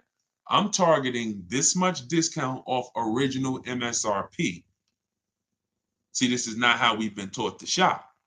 Pre-owned cars, we must know what it costs originally. I don't care what you're asking for it. I don't care what the market value is for it. What was it originally? And that's going to tell me how much discount I'm getting. 2020, 2022, 2020, all through the pandemic, unfortunately, people were buying used cars, paying the same price as the car when it was new. People were buying Toyota Camrys for $29,000 that was $20,000 brand new. Had they known this, hey, I need to know, what was this car originally priced at? Well, it was 29. Wait a minute, and you're asking 29? See, we call this true value. In the book, I call this the true value percentage. You must know it. He ended up getting a 43% discount. So that's how you want to shop. For you, these, of course I could get great car deals. But y'all, this ain't rocket science. When you learn to shop from home, when you learn to look at multiple options, when you learn to put dealers against each other, when you learn to put banks against each other, you're going to sit at home and you're going to save thousands of dollars. You know what? That's how you buy everything else. We could sit here online and we could buy TVs on Walmart.com, on Amazon.com. We know don't we know we're going to pay the best? We're going to get the best deal because we know I'm going to look at all these options and I'm going to pick the best one. But only with a car do we go into one place and go back and forth with one guy. You get what I'm saying? If you think about it, it doesn't even make sense, right? It doesn't even make sense the way we car shop, because the way you car shop is not like the way you shop for anything else in this world. And all I want you to do is stop shopping like that. That's all I want y'all to do. Stop shopping like that. And here's the next thing. Start shopping for cars the way you shop for everything else in this world. And you're going to be, oh, man, you know what? When I shop for cars this way, Deshone, it feels like when I shop for groceries. It feels like when I shop for other things. I'm comparing correct. And you're going to love it. I promise you. We got enough people that have started using what we teach. We've been doing this for 2.5 years now to see the transformation is incredible. People just like, man, I can't believe I never knew that this existed. So I compare oatmeal. Exactly, Dave. Listen, everything.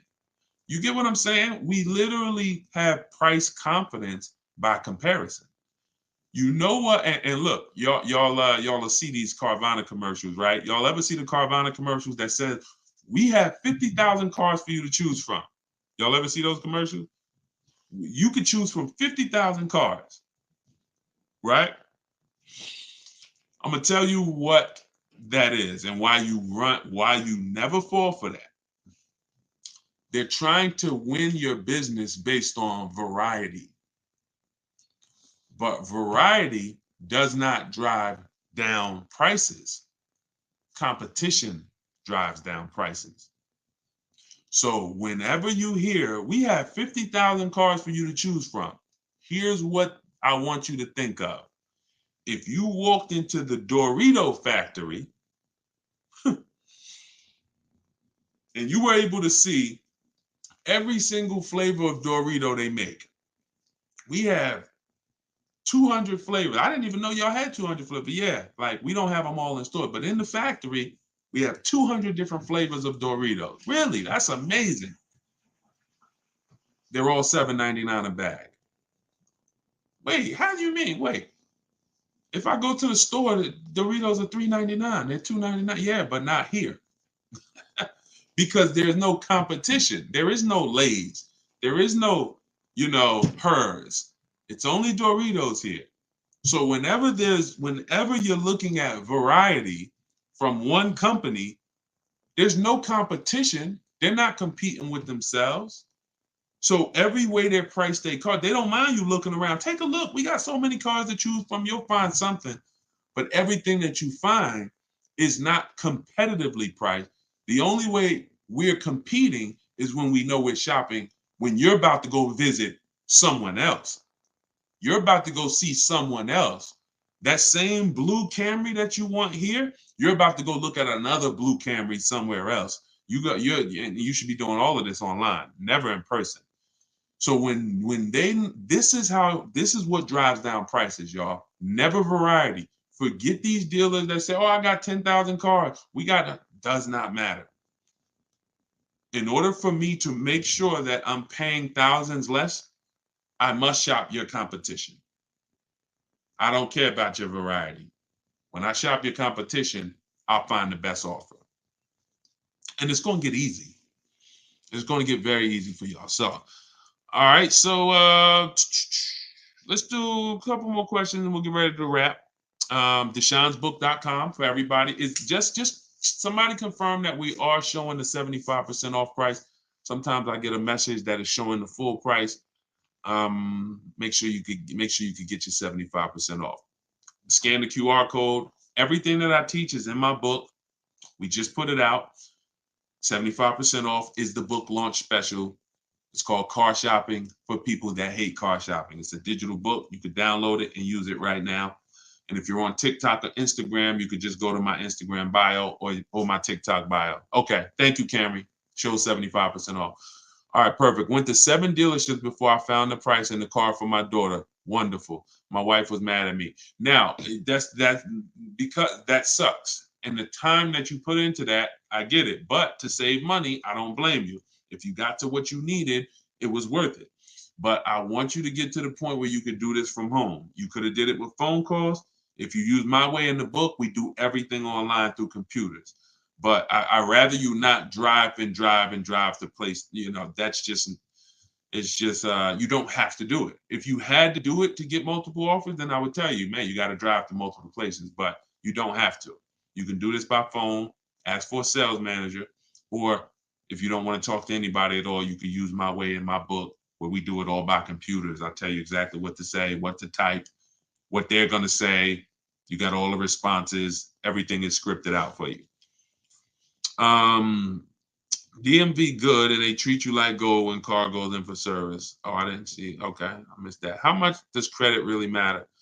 Credit profile matters. If you're looking for a car loan, it's not always score though. It's more profile. So I always say if you have a car payment that you're paying, sometimes the world could be crashing down around you. You got late credit cards, but if the bank sees you've been paying your car payment on time, they'll sometimes give you the loan.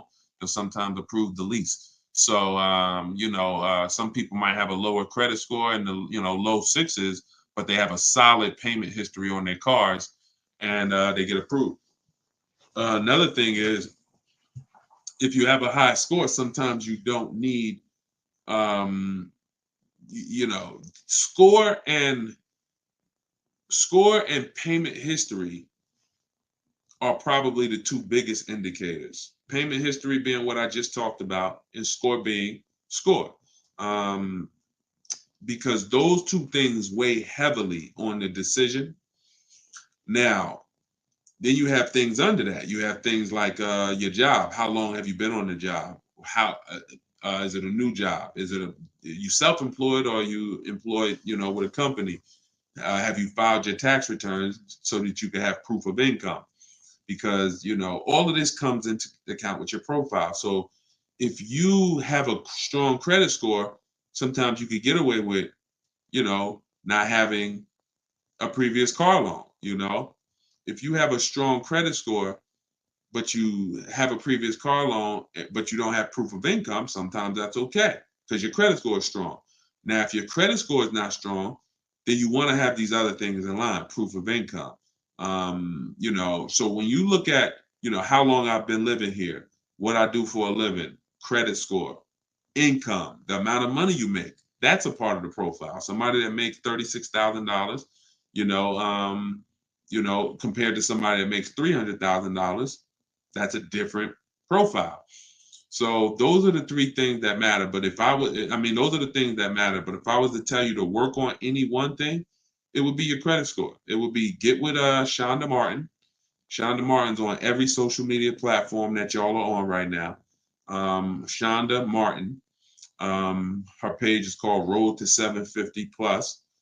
And then just follow what she teaches and I mean, the stuff that she's taught me, I've used. It's raised my credit score at least 80 points. Just the things she knows about credit that, just go follow her. But yeah, it's about profile more than just score. It's about profile. Should a person get extended warranty on a vehicle if a vehicle has high repairs, high cost of repairs, expensive parts? Then certainly. But you want to make sure you're getting a quality extended warranty. I will get it from the manufacturer. If you're buying from an aftermarket company, I talk about this in my book too. You better be looking at tons of reviews. These companies go out of business a lot. You don't want to have a contract with a company that's going out of business. You got to be careful. And I would try to avoid buying from an aftermarket company unless they have just hundreds and hundreds of reviews, lots of high ratings, and they've been around for a long time. But yeah, if a vehicle doesn't have a lot of high cost of ownership and repairs, then I wouldn't get the warranty. If it's something that is very easy or inexpensive to maintain, I wouldn't get a warranty for it. How to avoid as is lemons. You want to make sure you're checking the history of the car. 4 things we check when we're buying a pre-owned car: title. What's the type of title? Is it a rental? Is it a ex-loaner car? Is it a salvage title? Is it frame damage? Total lost vehicle? That's the first thing.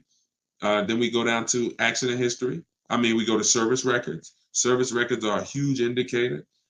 Any used car you get, y'all, I'm never going to recommend you buy a used car without teaching you how to look at service records and make sure that the previous owner or owners took care of the car. Third thing is accident history.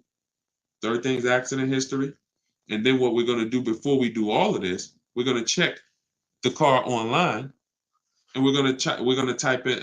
I do something called a reliability and a longevity check. That takes 3 minutes. We go right to Google. We type in the year, make, model, reliability. The year, make, model, longevity, and that's going to tell us If there's transmission issues at 80,000 miles, we'll see it on there. We'll see it in one of these websites. If there's head gaskets issues, if there's electrical issues, we'll see it. So those 4 things that I just told you to do, boundaries. See, you protect yourself by having boundaries. I want you to use those boundaries, and you're going to find, does it prevent the possibility of you ever having a limit or getting a limit? No, it doesn't. Does it dramatically reduce it? Yes, it does. Yes, it does. And that's all we can do. There are no guarantees in life. What I want you to do is have a plan that allows you to protect yourself. And then, in the worst case scenario, something bad happens, this was just a bad event. But it wasn't an event because I didn't know what I was doing. It's not something that happened because I bought a bad car, or I bought a car over my budget, or I bought a car that didn't have a quality history. That's why I'm having problems with this thing. So that's what you're saying now. If, some of you may be experiencing that now. Dag, if I would have knew all of this about how to make sure I got a good car, how to make sure that I got the right price, I wouldn't be in this issue. That's what you're saying now. But I want you to be on the opposite side of that. And just knowing what to do will put you on that. So just follow those steps. If you follow those steps, you're good. You don't have to worry about getting a limit. What fees not to pay for? Well, on a purchase, we only pay taxes, documentation fee, and taxes, documentation fee, and motor vehicle fees. On a purchase, that's all we're going to pay. Now, there is a destination charge for new cars that comes on the window sticker. That's to get the car from the factory where it's built to the dealership. So that's built into the price of the car. But those are the real fees. When we get into leasing, you got acquisition fee that's built in. We don't pay attention to fees when we lease because we're comparing percentages. What I teach you how to do, this is all in the book, by the way. Everybody who got their book, shout out to you. DeshonesBook.com, get your 75% offer. Download my new book, Car Shopping for People That Hate Car Shopping. It's all in there. When you are hold on.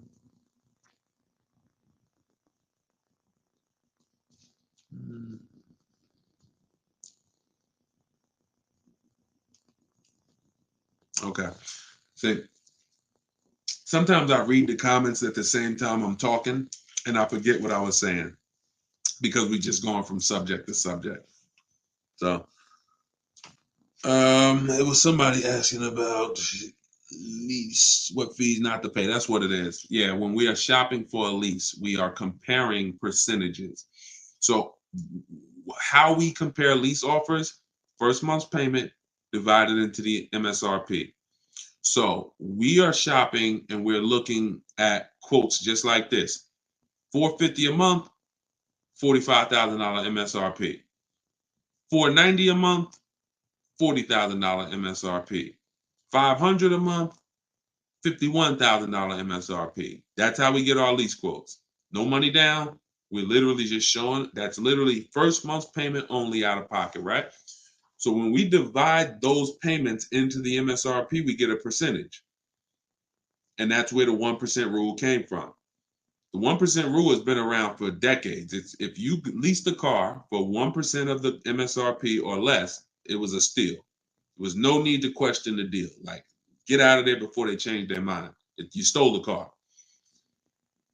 Now, I found that we knew about the 1% rule, but there was no rule for bad lease deals because I watched people as I made videos and I watched people saying, yeah, Deshone, I'm leasing, but I saw people getting leases that were trash, overpaying for leases, which defeats the whole purpose of a lease. You overpay for it, you might as well should have not have did it. Now, I'm like, we got to come up with a barrier. We got to come up with a boundary to where if your lease is above this, you paid too much for it. That is a bad lease program. You should not be leasing a car paying that much over 3 years. And that's where the 1.5% rule came from.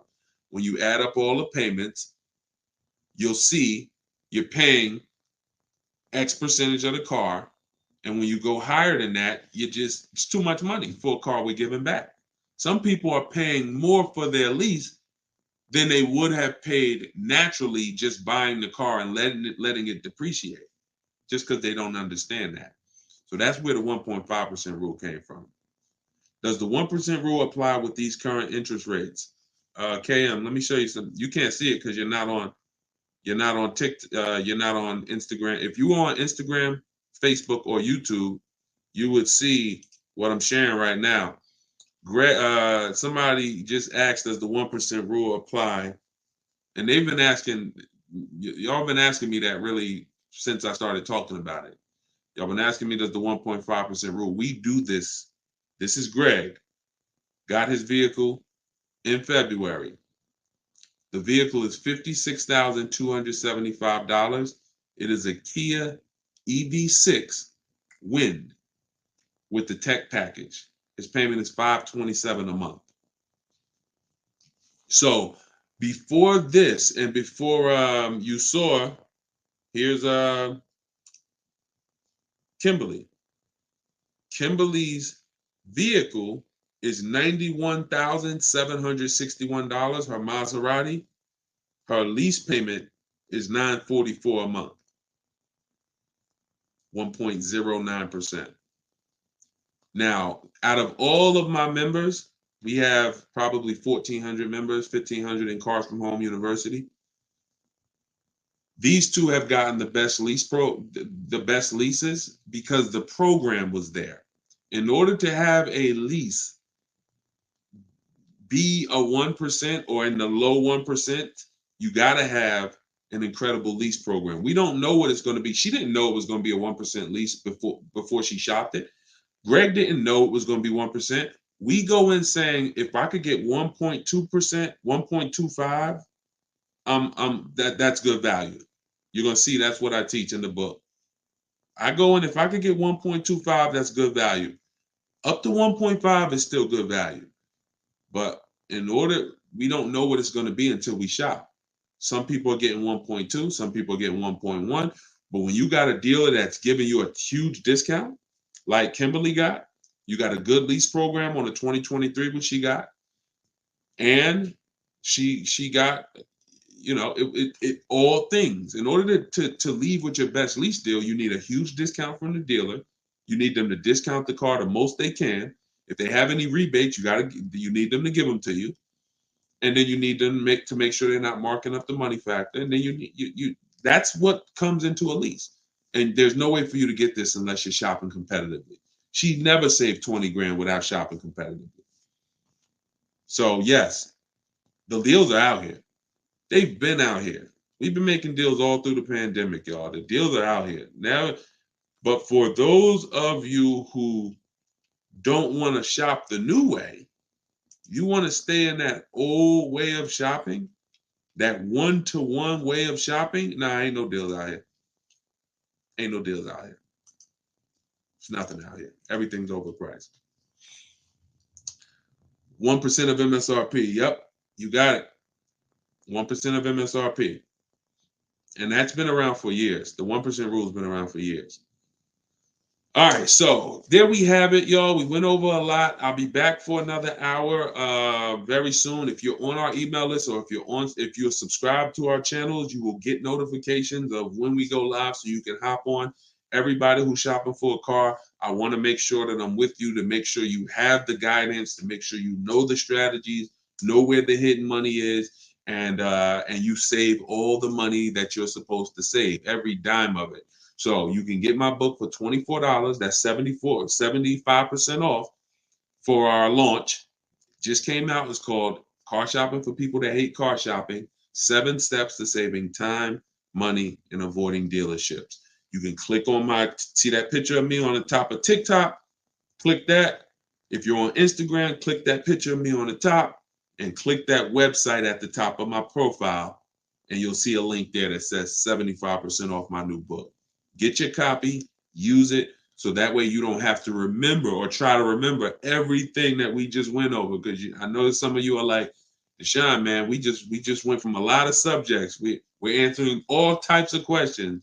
If you don't want to remember that, you can have it right in your hand at 75% off. Or you can go to deshonsbook.com or just scan the QR code and get your 75% off.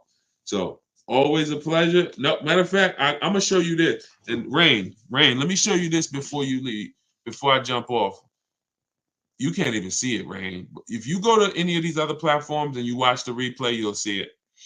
She said, I can't tell if it's a man or, oh, no, it's a guy. He said, I've been trying to get a Telluride for years, but the markups are crazy. Let me show y'all this. Let me show y'all this right now. And this is what I tell y'all when I say that to those who are shopping the old way, to those with old strategy or no strategy, ain't no deals out here. But to those who are like, Deshone, I want to learn, I want to use this way to shop, oh, deals are out there.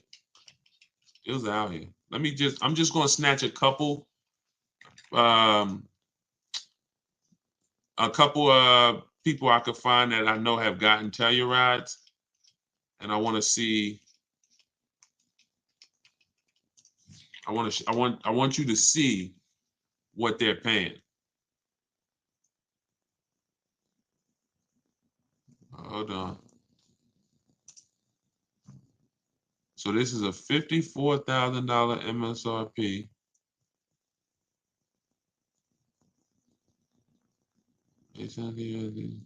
Hold on. Okay, this is Bonita. So this is Bonita. Now, here's what's crazy about Bonita. She got her Telluride middle of the pandemic. See, we were out here getting these deals when it was blood in the street. Look. Hold on. I had to go to the Facebook group, snatch the screenshot, find it, snatch the screenshot, and then come back here to show y'all. So this is Bonita's. She got this. Look at the date. She posted it when she got it. 2023 Kia Telluride. She got it December 2022. $600 a month. And look, I put down 600, and her payments was 600 a month. At the same time, there were people paying $800, $900, $1,000 a month for a Telluride. She drove off with $600. Same thing with the Palisade. Somebody just got a Palisade. Those are two nice vehicles. They're two popular vehicles, and what that means is there were several people charging crazy money to get for people who wanted to get them. Here's one right here. I'm gonna show y'all this deal on the Palisade. Like, this is why, see, I get to work with hundreds of people in Cars from Home University, my video library. I get to work with them. I get to see the deals. So whenever people tell me there's no deals, they don't know. Y'all, I'm seeing deals. My members, they post their deals 2-3 times a week. Sometimes I'm seeing different deals from every part of the country. So when people say there's no deals, it's just you don't know how to get them. And if you will be humble and say, man, I don't know how to get deals. I don't know how to find deals. I need to learn how to get them, then you'll be fine. But don't say there's no deals out here, because now you're just closing yourself off. Here's another. This is Charles. Look at the date. March 1st. Got a Hyundai Palisade. Look, 35 dealers. I told y'all what I teach y'all, 25 to 5. 25 dealers get you 5 quotes. Charles went a little further. He connected with 35. That must mean the way I teach you to connect with them is easy. If he went from 25 to 35 like that, that must mean the way I teach you to connect with these dealers is easy, when he could just bump it up to another 10. But look, The offers he got ranged from, look, I reached out to 35 Hyundai dealers and got back 10 quotes. The offers range from 1.23 to 1.66%. That's what I'm telling you all about, how different the offers are going to be. I see you. Thank you, AquaWorks. You're going to enjoy that book. Use it. So when you've gotten your offers correctly, you see the spread. You've never gotten your offers correctly if you say, oh, I got 5 offers, they're all the same. Every dealer is different. You know you've shot correctly when you see this spread like Charles is laying out right here. 1.23% to 1.66% of MSRP. I'm a high mileage driver, so he was price conscious. After counter offering, which is what I teach. In fact, I have in the book a calculator that I invented that you put your offers in to it and it spits out the counter offer that you're going to email to the dealer. So you cannot close a deal without a counter. We just do this without talking. See, nobody ever said you had to counter verbally, but we counter by email. Look, I never thought I'd be able to afford a car that's almost $50,000. Look at this. $597 a month. MSRP was $48,595 on his Hyundai Palisade. His quote was $597 a month. Y'all, do y'all realize Hyundai Palisades, people out here buying them right now, $48,000 vehicles. Y'all realize with taxes and fees, that's about $1,000 a month payment for 5 years, $900 payment a month for 6 years. He's paying $597. All in my book. This is what I want you to learn. I want you to learn how to shop this way. This is what I'm talking about in these live streams. This is what I'm talking about in my book. This is what I'm talking about in all my videos that I post. It's learning to shop this way, okay? Competitively, putting dealers against each other, making them bid for your business. You're going to save thousands and thousands of dollars way easier. So get your book. I just wanted to show y'all that because he had mentioned the Telluride. So I said, let me pull up a Telluride deal. Let me pull up a Palisade deal to show you. Whatever car you think, yo, it's no deals out there, they're telling you that, we getting them all. We getting them all. Doesn't matter. Luxury cars. I had Crystal just got her Porsche Macan. She said, Deshone, dealers were charging me the same price that I'm paying now to that I'm leaving with. I forget how she said it. She said, before I came in, they were charging me that to lease. I think they were charging her $1,300 a month on her Porsche, and she ended up coming in and getting it for like 9 something.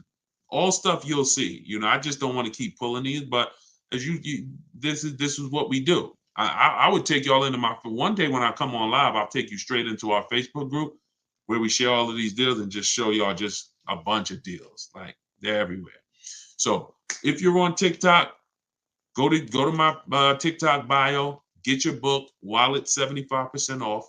If you're watching this, then the 75% off should still be active. Just go click my TikTok bio, click that website in my TikTok bio, click the website in my Instagram bio, and get your copy. If you are watching on Facebook or YouTube, just scan the QR code on the screen. Let me put it back up. Or you could go to deshonesbook.com and get your 75% off. So with that said, I will see y'all in the next hour. Congrats to everybody that got a book. Thank you for being here. Thank you for learning with me. Thank you for engaging. We got a lot more coming. We're just getting started. So stay tuned. I will see y'all soon.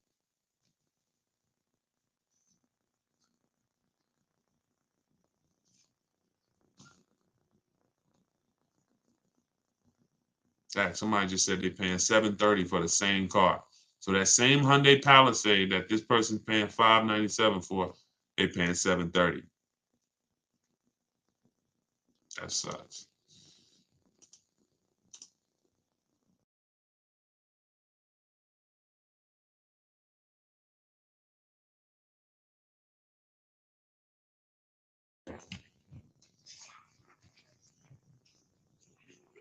Welcome, welcome, welcome. Welcome to Car Shopping Secrets. Come on in. We are on TikTok, Instagram, YouTube, and Facebook. We're going to be taking questions from every platform.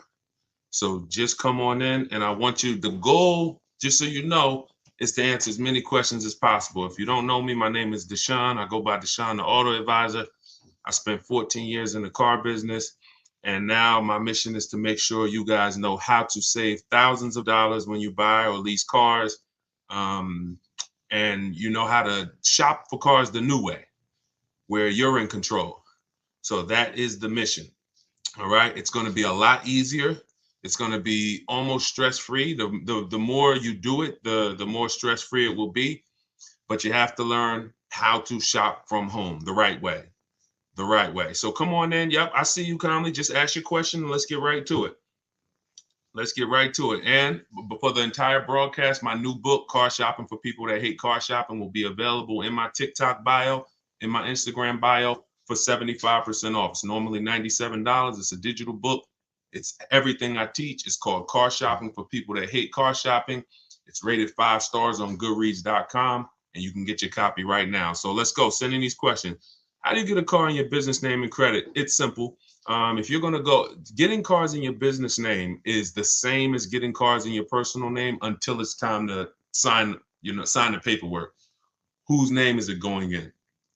Now, if you're going to use business financing, then that's its own strategy. So you can learn from somebody who's teaching business financing, lines of credit, things of that nature.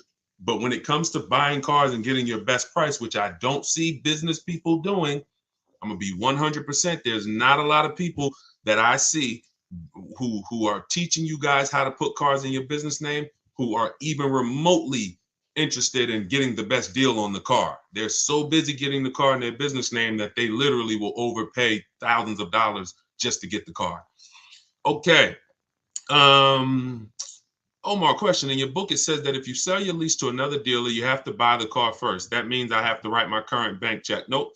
That's actually our plan A. That's not our plan A for selling our lease.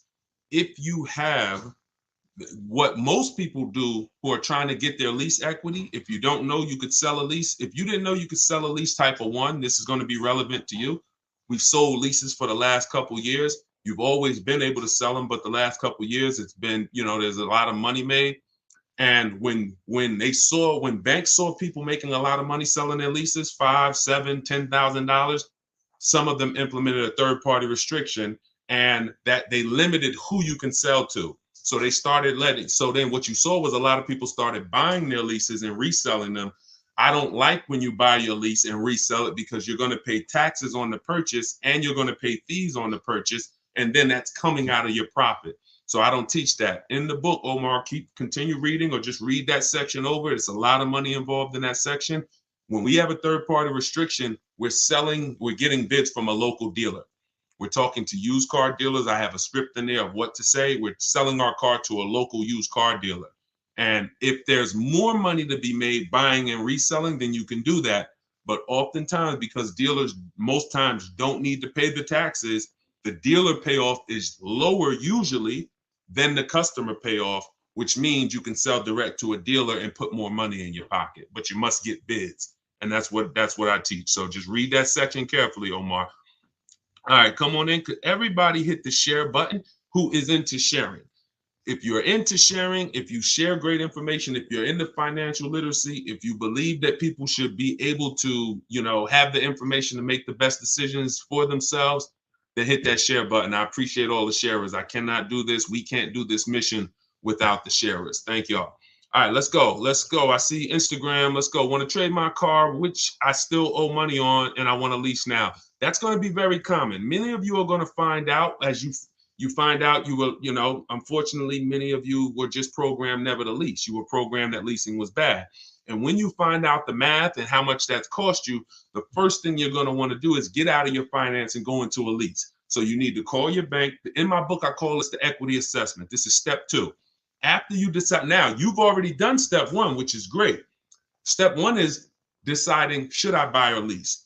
Asking yourself the most important question: how many years am I keeping this car? To decide, are we going to go for a long-term purchase, where we can avoid the depreciation in the long term, or we're going to go for a short-term lease to avoid the depreciation hit. Once you answer that question, that's step one. Now we move on to step two, which is our equity assessment. That's when we have to look at the current car we have, and we have to find out what our position is in it. Are we in a negative position? Are we in a positive equity position? So you're going to call your bank, find out what your payoff is, get your payoff. Don't look at your residual value on your contract. Don't look at, whatever your statement is. If you're going, you can do this with a finance, you can do this with a lease. The equity assessment process starts the same way. You call, you get a payoff, you find out what you owe, and then you're going to go to the online bidding, to the online car buyers, and you're going to get offers so that you can find out relative to what you owe, how much is the market value of your vehicle. And the market value is based on how much someone's willing to pay you for the car. It's not based on what a algorithm site says. It's based on, I got 6, 7, 8 cash offers, which is when you follow this process, that's what you're going to get. And you take the highest one, and then you look at what you owe. And if the highest offer is greater than your payoff, that's called equity. If the highest offer is lower than your payoff, that's negative equity. In which case you have to go with a different plan with negative equity. And some of you are going to have negative equity. You're still going to want to transfer that to a lease. But you need to know how much negative equity you have. So you must complete the equity assessment first, then we move on. Pete, how much normally is a good amount to put down? So when we look at putting money down, it's all payment management. If I'm financing a car and my goal is to pay off the car as quick as possible because I'm keeping it for, 8, 10, 12, 15 years, then I'm going to put as much money as I can down. But it goes back to what we talked about in the last segment. If y'all were here in the last segment, you remember we talked about what you're doing with your money. So let's say a person is using them, you got your money invested, you're getting returns on your money, 8, 10, 12%. Then if you have a low interest rate, you might want to ride that out. So there's 3 ways to go. You're either going to say, all right, I'm not really interested in getting, investing my money. I'm not getting a lot on my money. Most of my money is either in the bank or in savings, and that's what I do. In which case you might say, I want to pay off this car as quick as possible, and then I want to just have no car payment. So I'll put more money down in that scenario. In a second scenario, you're investing your money and you're say, okay, I'm going to use the bank's money at a very low interest rate if it's available, 2-3%, 0%, 0.99%. I'm going to use this money, let my money make more money for me, and then I'm going to put as little as possible down. And then the third case is when you say, okay, well, the third case is probably going to cash or a lease scenario, but that's how you would compare it. It depends on your personal choices, what you're doing with your money, and if you're not into investing and making a lot of money on your money, then you probably want to get that car paid off as quick as possible. In which case, put as much as you could afford to put down so that the loan's out of the way as soon as possible. But it's all personal. All right. I see from IG. Is it a way to get a lease without a down payment? Look, are you kidding me? And that's not an insult to your question. That's just, this is all we do. I know you might have looked at these questions and you said, you might have looked at these lease deals online and you see all of these deals that say, hey, put $3,000 down or the $32.99 do it lease signing. Listen, the lease is custom. You choose the mileage. You choose the structure. So the way we shop, this is all in my book and this is all in my free videos. So as you go through all my free videos, y'all gonna hear all of these things match. Whether you on these lives with me, whether you watching my videos, could we keep hitting the likes on TikTok? Let's shoot the likes up even more. Appreciate y'all. Whether you're looking at the free videos, whether you're on a live or whether you're in the book, you're gonna see they're all the same. So when the way we shop for a lease is we are picking our car and we're going to get our offers with only first month payment out of pocket, 12,000 miles per year. If anyone tells you they can't do that, they're lying to you. Straight up, they are lying to you. And that's why we never put our faith in one dealer. In my book, I have something called the 25-to-5 strategy, where we're connecting with 25 local dealers online in 20 minutes. I know it sounds crazy, but when you got a computer and you know where to go and what to say, and you're using copy and paste messages, you're just letting them know. I'm gonna let 25 dealers know in 20 minutes what I'm looking for, because out of that 25 dealers, maybe 10, 12 are gonna have a car that I'm interested in, depending on the car, maybe 10, 12. And then out of that, I'm looking to get 5 to 7 offers. So it's 25 to 5, 25 connections, 5 offers. And until you start doing this, until you start looking at 5 offers, y'all, you're not going to see how overpriced some dealers are. When you start looking at 5 offers, you're going to see how overpriced some dealers are. And because about 80% from what we see, and I've worked with hundreds and hundreds of people around the country, over 1,600 people now in my private group, there is 80% of dealers are going to take a shot at you to the tune of thousands and thousands, but 20% of dealers are going to be the best. They're going to be honest. They're going to make shopping from home easy. They're going to try to beat their competition, and that's the people that we end up purchasing from or leasing from. Is it better to lease or buy when using for a business? It depends on the type of business. The only business that I say it's not better to lease. See, leasing is for people who are not keeping their cars 8 years. Very simple.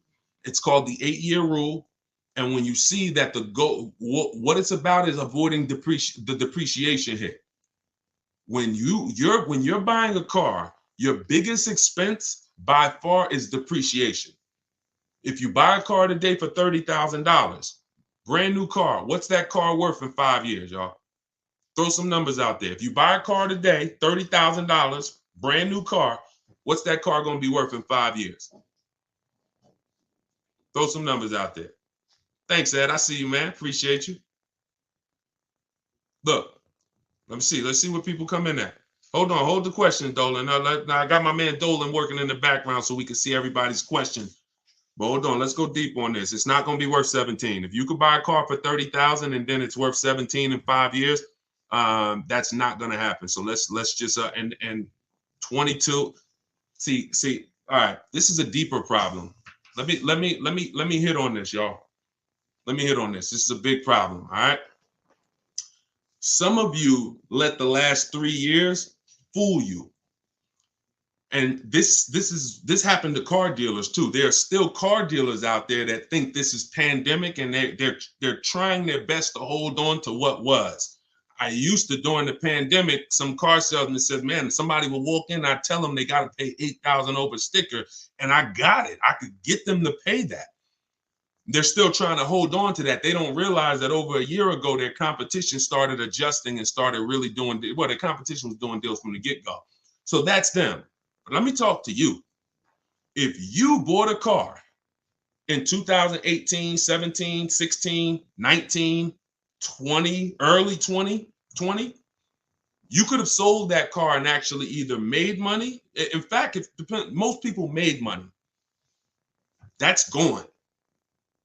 Don't let that get you thinking that that you can buy a car and flip a car or break even on a car. That was a once in a lifetime opportunity based on limited inventory, based on a global pandemic, based on a microchip shortage, based on an industry that usually puts 60 million cars a year through the transaction. They didn't have it, and so everything went up $7,000 to $15,000.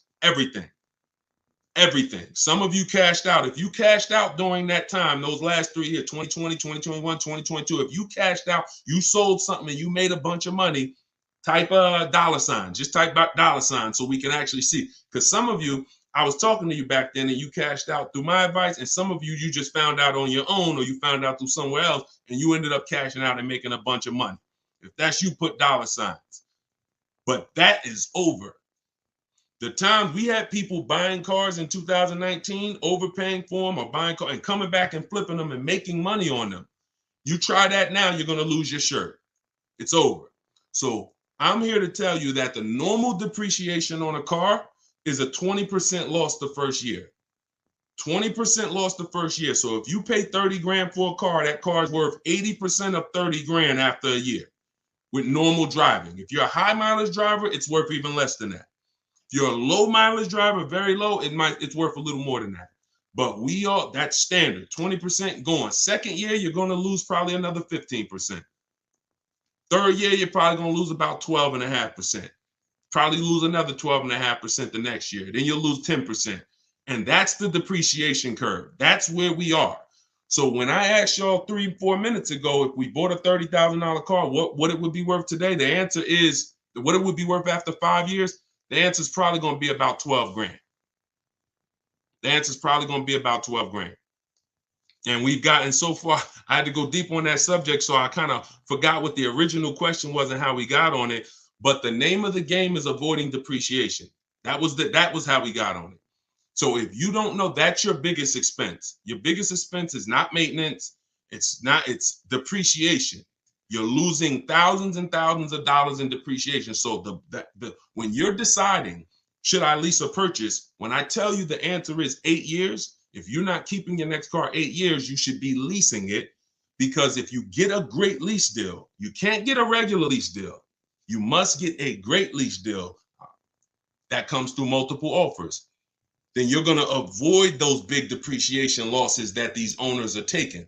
Now, at the same time, if you're buying your car to keep 8 years, you should be purchasing it, because once that depreciation levels out, remember what I said, you lose this percent the first year, this percent the second year, but every year later, it starts to get smaller and smaller. Eventually, you're only losing like 5% on the car, and that's the time where you want to keep it. That's when you won. That's the reward. That's where you're like, okay, now I'm winning based on my purchase. Okay. So whenever you're looking at leasing versus purchase, it's a long term. You got to look down the road, and you must ask yourself, how long am I going to keep this car? All right. All right. Let's go. Dolan, next question. Dolan pulling questions in from every platform. Should lease rates increase depending on yearly mileage allotment? So we always shop with 12,000 miles per year. Find your best deal. Shop multiple offers. The way I just laid out in the beginning of the show, I gave you the structure on how we shop offers. If you missed it, watch the replay. Once you get multiple offers, you get 5 to 7 offers, pick your best one, and then you adjust the mileage. Because you want to adjust your mileage once you know you're dealing with an honest dealer. Once you know a dealer has won the bid, they're not going to try to put extra, like if the mileage to go from 12,000 to 15 is $25 a month more, an honest dealer will mark it up $25. You don't have an honest dealer, they'll mark it up $35. They'll mark it up $32. Everything will have a little cushion in there and you don't want that, because cushion is built-in profit that they're not going to disclose. So once you do that, yeah, you pay for additional mileage, but you don't adjust your mileage until you actually find your deal. And yeah, you pay for mileage because you pay for usage. But then again, when you have a great lease, like I'm going to show y'all a couple great leases throughout the show, people who are getting, ridiculous deals right now. And y'all see, to add a little more mileage to these leases, the payment is still pennies. It's ridiculous. Go ahead, Dolan. But you got to shop first and then you adjust. All right, YouTube, looking to buy 4Runner, but they have a $1,500 BS protection package. Okay, they is one dealer. It's not Toyota. Toyota's 4Runner. This gentleman shopping for a Toyota 4Runner, y'all. The dealer that you went to has a $1,500 BS fee. That's why we don't shop and put our faith in one dealer. You know how many 4Runners there are the way you saw them? I don't care what car you're looking at. You could be looking at the most rare G-Wagon. There's at least a couple more in the country. So when it comes to something like a 4Runner, there's thousands of them. No matter what color, you might say, yeah, but I like this color. There's thousands of them, thousands. That's a mass-produced vehicle. So you have to have that in your mind. If you start looking at it like, oh, it's only one of these, oh, they got you, because they're going to make you think that's the only one, and you're not going to see that there's other ones that not only may they not have the BS fees, they actually may be lower priced. And that's what you need to be seeing. We go about 100 miles out when we start our used car sales. In my book, in day 5, I have something called the multiple marketplace strategy. I laid out the 25-to-5 strategy. That's how you shop for new cars and leases. That's a different strategy. When we're shopping for pre-owned cars, we're using the multiple marketplace strategy. Can y'all keep tapping the screen? Everybody on TikTok, we got a couple hundred people. This is crazy. Could y'all just keep tapping the screen, shoot the likes up? Let's keep grabbing attention over here on TikTok. Appreciate all of y'all. But when you're shopping for a pre-owned car, we're using the multiple marketplace strategy, where we're looking at every website that has used cars. Some of you may think Car Gurus is the same as cars.com. the same as Auto Trader. They're not. These companies have different contracts, different dealerships, different places that they advertise inventory for. And not only are you shopping those marketplaces, you're shopping the Carvanas, you're shopping the CarMaxes, because occasionally, sometimes they'll have the best price on a particular vehicle. You never know what they're going to do. So if you're not shopping them and looking at all the used car inventory, you are going to miss the lowest price in the market. But once that happens, you'll find a car, and you always verify fees before you leave your house.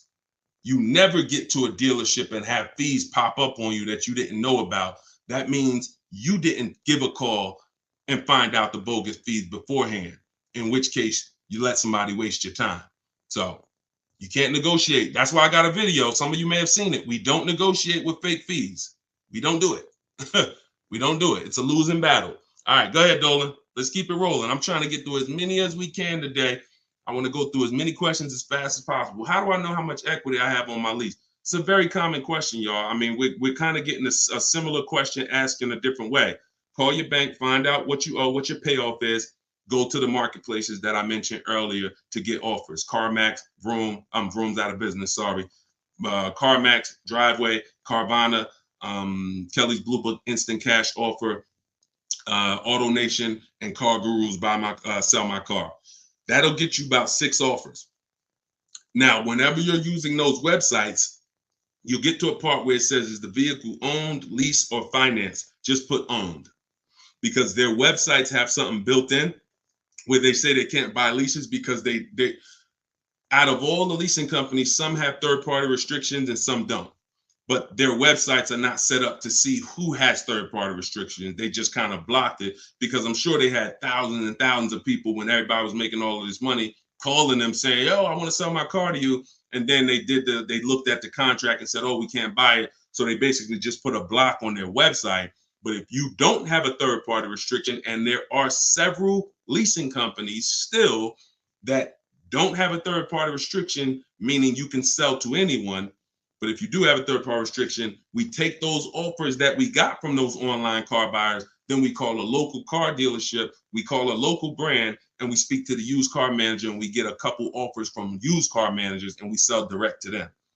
And we avoid any fee. We don't buy and resell. I can't think of one person. You can leave that up, Dolan. I'll get right to it. You can leave that up. I can't think of one person that has learned from me that actually bought their lease and resold it. It's just you're losing thousands of dollars in taxes and fees. It's just not worth doing when you can sell direct to a dealer. Go ahead, Dolan. Next question. Let's keep it rolling. I'm loving this. Thank you. Could everybody tag a friend? Everybody's not going to tag a friend, but if you are somebody who tagged, I'm telling you, your friends will be upset if they find out that they went and bought a car a couple months down the road and they end up overpaying for it, which most people are. And they find me later and you didn't share it. And they like, "Yo, why didn't you share that guy? Yeah, I've been following Deshone for years. You didn't share his stuff with me." So don't be that. You don't want to have that. It's an awkward conversation. You might as well just tag a friend, think about somebody who you love, and share this wisdom with them. Let's get everybody saving money. All right, we can't find a lease for less than $500 a month. Every time we turn a car in, they increase the lease amount. We love Jeep, but we are now trying to, but they're calling us, telling us the interest rate is high. We have 12,000 miles left.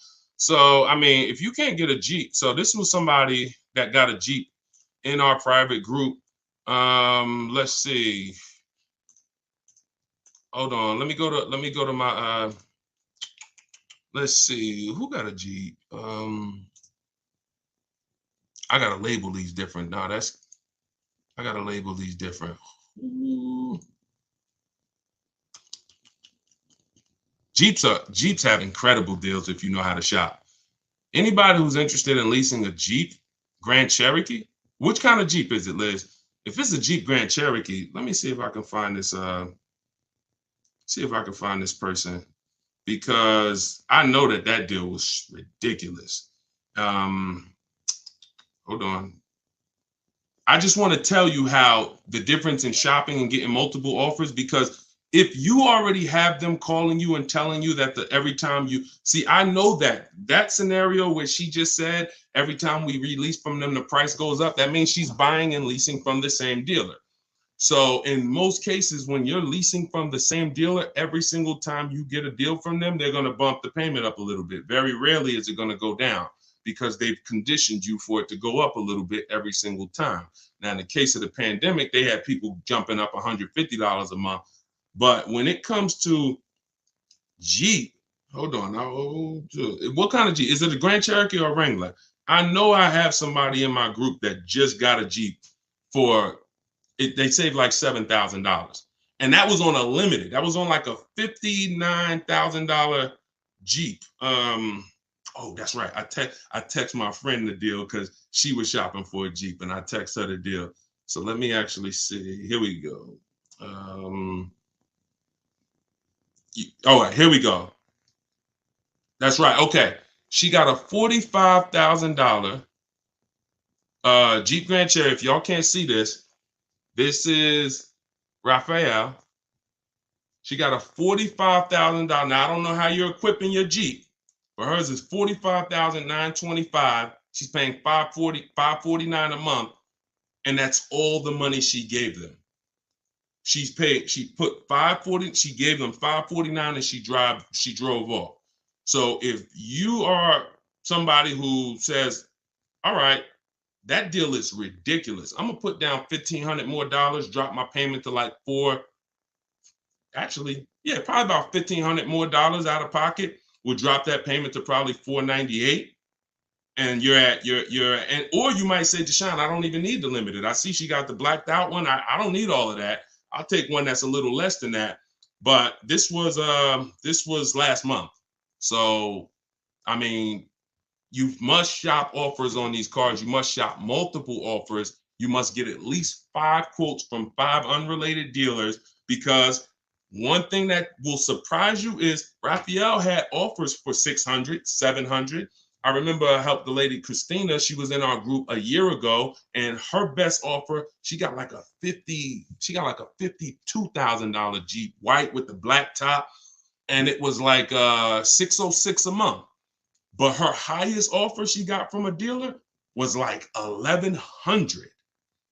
So she had some for $1,100. She had some for like $899 or something, and then her best one was $606. So oftentimes what you think is overpriced is just that one dealer you're dealing with that's trying to take a shot at you.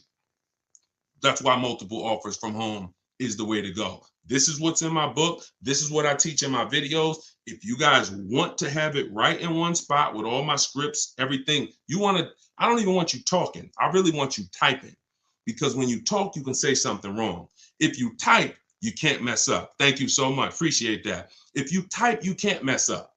So 75% off. I just put the book out. It's called Car Shopping for People That Hate Car Shopping. If you hate car shopping, type hate. Type I hate it. All right. And we're already rated 5 stars on Goodreads. And I want y'all to have everything I teach in one spot. That way you don't have to go through all my videos trying to see which one's for me and which one's for leasing and which one's for selling my lease. And, oh, this one's for a used car. I don't need that. That's you can do that. You can certainly do that. The information's there. But if you want it all in one spot, get your book for 75% off in my TikTok bio, or go to my Instagram bio, click that link, and then click the button that says 75% off, or go to deshonsbook.com. All right, go ahead. Go ahead. Yep, you good, Dolan. I want to buy a certified pre-owned car. I want a safe, reliable car. What do you recommend? I'm thinking Subaru. Okay, so when we're trying to find what car we want, get an idea of it, and then we do a research. We do our check. We check to see reliability.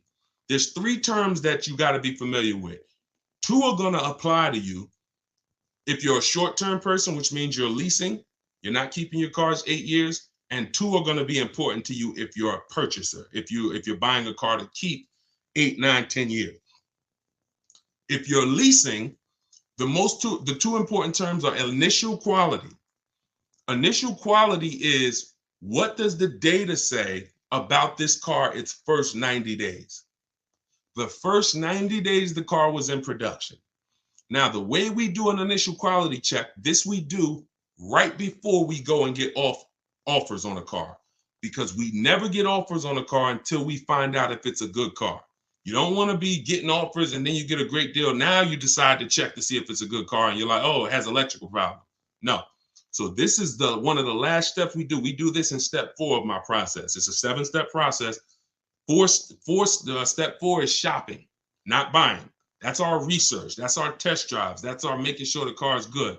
So you type in the name of the car, the year, always put the year, 2024 Subaru Impreza, initial quality. Type that into Google and you look at the first page. If there's any red flags, you'll see it. Skim those first couple articles. It shouldn't take you more than 3 minutes. You'll see, oh, click on this. Reliability score is a 70 out of 100. I might pass on that. Initial quality, rather, is a 7 out of 100. We don't want to see anything that gives us concern. Now, once it passes initial quality, now you type in 2024 Subaru Impreza reliability. So initial quality is your first 3 months of the vehicle's lifespan from the time it's new. Reliability is the first 3 years. So if that car is in the shop every couple months or once a year, or for the same issue, if it's having a misfire in the engine, you'll see it in the reliability ratings. For somebody like you, Tina, you want to look at both the reliability and then you want to type in 2024, whatever year you're buying, 2021 Subaru Impreza longevity. And you want to do the same thing. You'll see if the transmission's known to go, it'll tell you right up top. These cars are known to last 150 to 200,000 miles, 200,000 to 300,000 miles. These cars, many owners report transmission issues around 80,000 miles. That quick 5-minute check will avoid thousands and thousands of dollars in bills and headaches. Thank you, Blood. Said you looking younger. I appreciate it. So that's how you do. But also, don't think you got to buy it. You can keep that up, Dolan. All right, we're pulling questions from everywhere. Instagram, TikTok. So make sure y'all are typing your questions. We're on 4 platforms. And I got my man Dolan pulling the questions in. Don't think that a certified pre-owned car is better than a non-certified car with a good history. A good history, non-certified, could be better than a car that's certified without the history.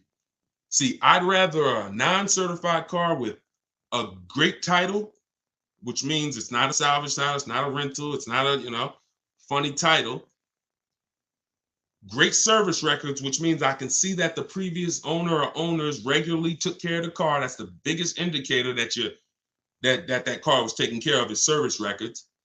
And then a good accident report. I take that over a certified car. When I pull the Carfax, I don't see many service records. So don't think because you're getting a certified car, if you don't do your due diligence, you could still lose. You want to look for those 3 things: title, service records, accident history. That's the biggest indicators. It's no guarantees, but those are the indicators. All right, go ahead, Dolan. Next question. Can you explain the worksheet on the multiple marketplace strategy? I signed up for the 5 sites, but confused when there are multiple cars on each site. If I pick high and low on each site, the sheet will have like 50 cars. Correct. I'm looking to actually narrow down. First thing we do. So this is somebody who obviously has my book and she's asking about this strategy. So look, when we're looking at used cars, we're on every marketplace. So I want you to think about like Amazon.com, Walmart.com. Let's replace the car with a TV. It's no way if you're looking for a TV and you're trying to get your best deal and pay the lowest price, you're not going to check all the online websites. Now, some people might check only Amazon.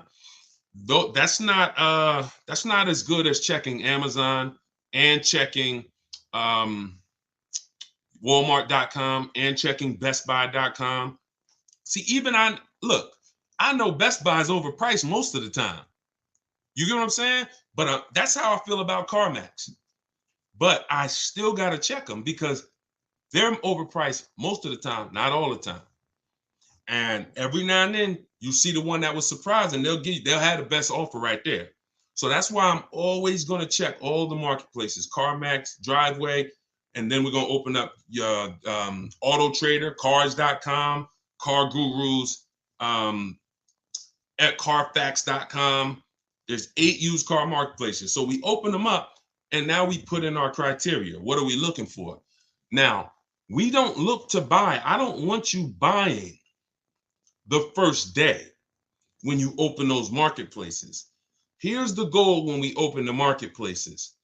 Who remembers what I said about market value? If you were on the last broadcast, or if you heard me talk about it, what are we interested in when it comes to market value?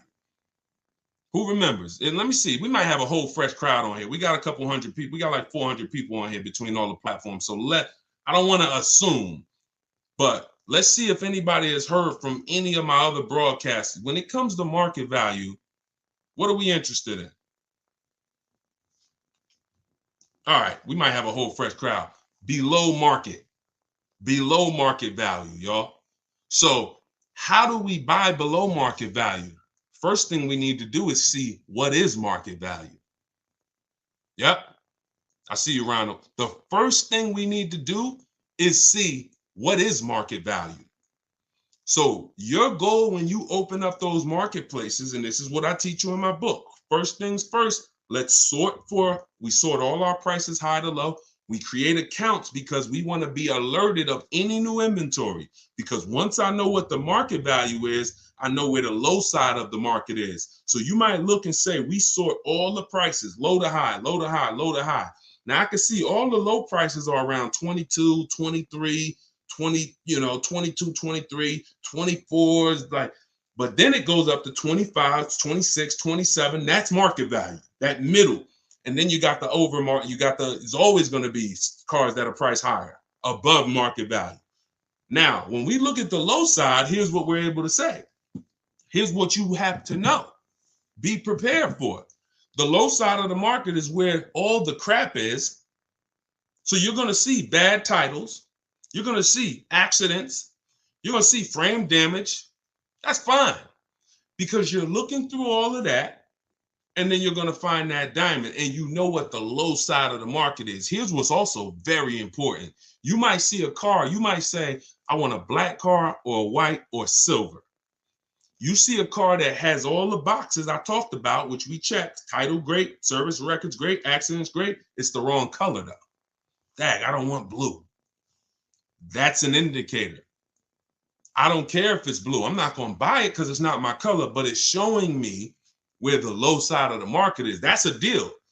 If somebody wanted a navy blue car, that's a daggone below market deal. So we have to find out what the market is. Then we find out where the low side of the market is. And then we have on alert so that every car that pops up, it comes to our email immediately. As soon as they list it, boom, we get the email and we know the low side of the market. So when we look at that car and we're like, oh, wait, this is $22,000 and it's my color. All right, you open it. Ah, shoot, 2 accidents. No problem. Now you get another one a couple days later. Oh, shoot. All right, black. Oh, $22,500. Good price. You open that thing. Wait, service records look great. Oh, accidents look great. Now we go to verify if there are any bogus fees. We do one more step. We pull the window sticker because I want to know what's in that car. I want to know what the original equipment what is the actual original price. Once I find that out, I got to get there and get that car. So that's how you do it. You have to. It's a narrowing down. You're looking at all this inventory. I'm going to narrow it down to the best, and then I'm going to snag my deal. And you're at home. You're not in these dealers where you're at home. Okay, and that's all in the book. All right, let's go. Oh, how do I get your book? It's in my TikTok bio. Welcome to all the new people that jumped on the broadcast. It's in my TikTok bio. It's in my Instagram bio. Click the picture of me, and then you'll see a website there. And then there, click the button. You won't leave the broadcast. So some people are like, Deshone, I don't want to get the book yet. I don't want to miss the broadcast. Well, the book is only on sale, 75% off for 30 minutes. So click the link.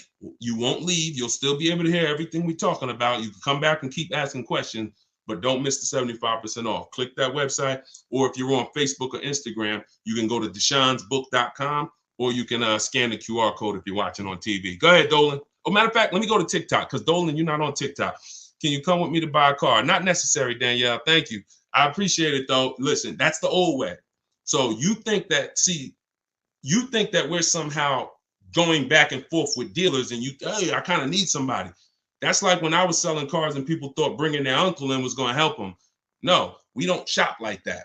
So you don't need any. The reason why, listen, I'm gonna share the reason why you see people like this who, well, I just showed you Raphael. How she get that deal? She's from home. See, you put yourself in a vulnerable position where you go in. Some of you, I mean, be honest. If you ever felt like, you were being taken advantage of, or you were getting talked down to at a dealership, type of one. If you feel like, I'm outmatched, or if you're not a good negotiator, how about that? Who on here is not a good negotiator? Type of one in the chat. All of these things I want you to know. That's why the old way has worked for dealers. I was there for 14 years. It's all about psychology and negotiation and confrontation and being comfortable with confrontation, which most car salespeople are. Most people, unless you're like in that business, you're not. So you want to get it over with as quick as possible. Someone who's fighting for their money doesn't mind being uncomfortable with you for an hour or 2 hours or a couple days or weeks.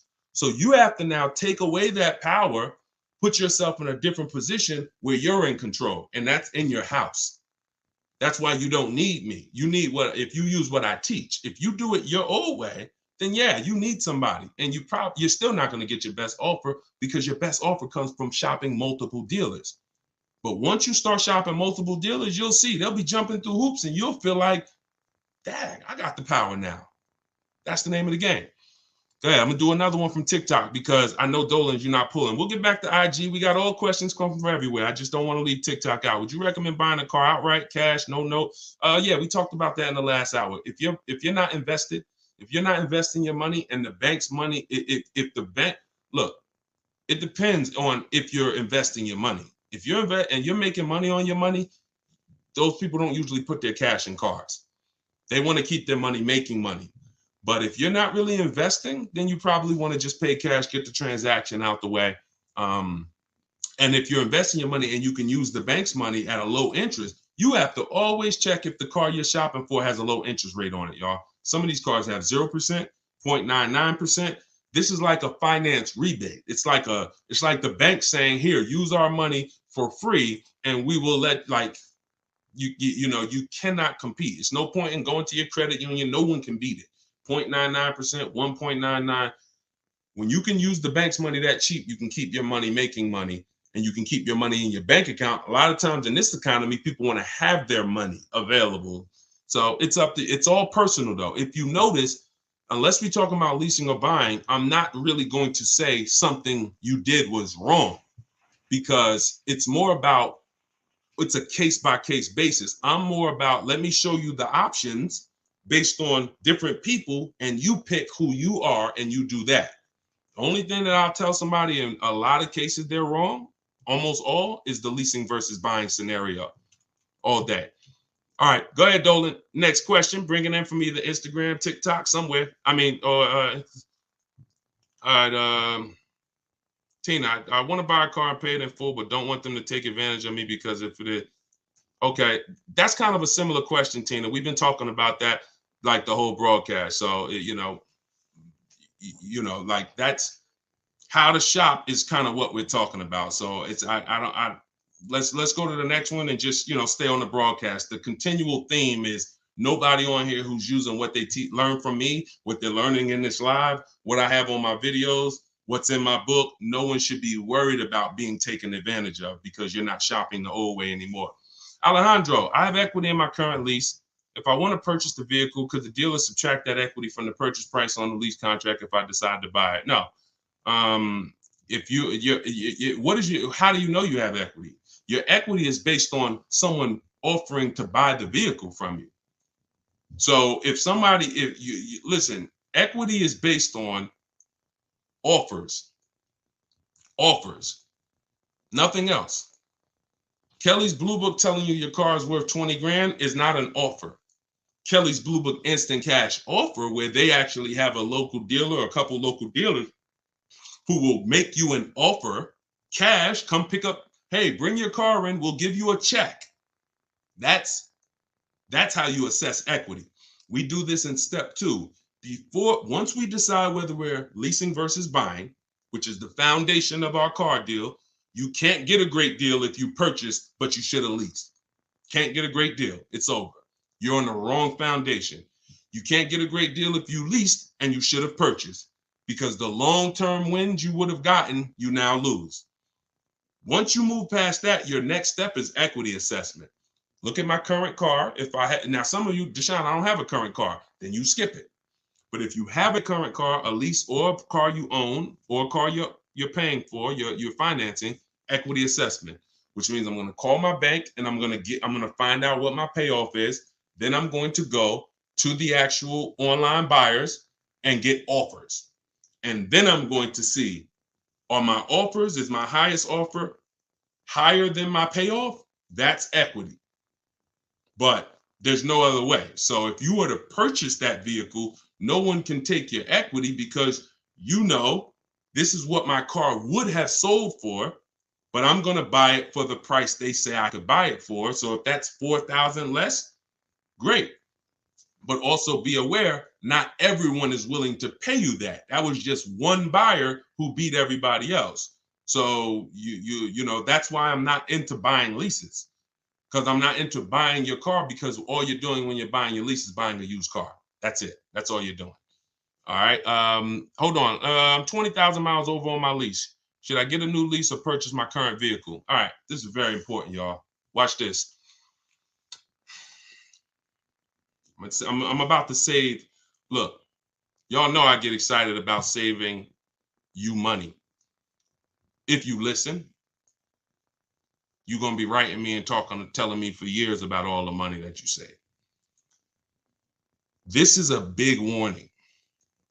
When it comes to purchasing leases that are over mileage, some of you, in an effort to avoid a $2,500 mileage penalty, that was your fault. Okay? I'm not going to beat you up, but you drove the mileage. You contracted for this mileage, you drove more. That could happen through negligence, or it could happen through a real lifestyle change. I used to work 10 minutes from home. Now I work 40 minutes from home. It happens.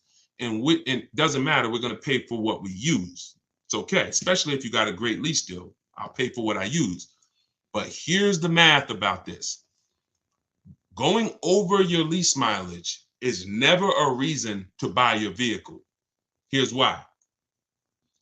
From the day you lease a vehicle, they tell you your lease, you could buy it. The purchase value, the residual value at the end is, let's say, $18,000. Let's just say that. Most times throughout history, the car wasn't worth that. When you finished with that lease, the car wasn't worth that. Deshone, what do you mean the car wasn't worth that? A comparable used car, similar, same year, similar mileage, you could have found for less. That was throughout history. So we never purchase leases without finding out, is the purchase price that they're even offering me, if I had the right mileage. Forget, we ain't talking about going over yet. If I had the right mileage, was that a good price? Many times it was not. Now, when you go over the mileage by 20,000 miles, does the purchase price change? Do they give you a new purchase price because you went 20,000 miles over? Do they say, hey, you know what? It was 18, but because you put all those miles on it, it ain't worth 18 no more. You don't care. We'll give it to you for 15. They don't do that, which means you are actually overpaying, because you're paying the same price that they said you should. If your car had 36,000 miles, you could buy it for 18. Your car got 56,000 miles and you're about to go pay 18. That's why going over mileage is never a reason to buy your lease. It's even more reason not to. It makes the car even more not worth what that buyout price is. So the best thing for you to do is to assess the penalty. First thing to do is see, you're going to compare 3 things. Can I sell this car? Using the equity assessment, we talked about that. Either watch the replay, get my book at 75% off in my Instagram bio, go to step 2, which is the equity assessment, get my book in the TikTok bio, click the link and get it for 75% off. It's normally $97. You could be reading it in a matter of minutes. And then what you do is you go to day 2 and you do the equity assessment and you see, all right, how much could I sell this for? If I'm gonna lose, now I gotta see what's the smallest loss I could take. Now you might be able to sell it to a buyer. Let's say CarMax wants to buy it, they win the bid, and you might only have to come up with $1,000. I'm just making a number up. Sell it to them, pay the difference. It's better than a mileage penalty. It's better than the penalty you're gonna hit.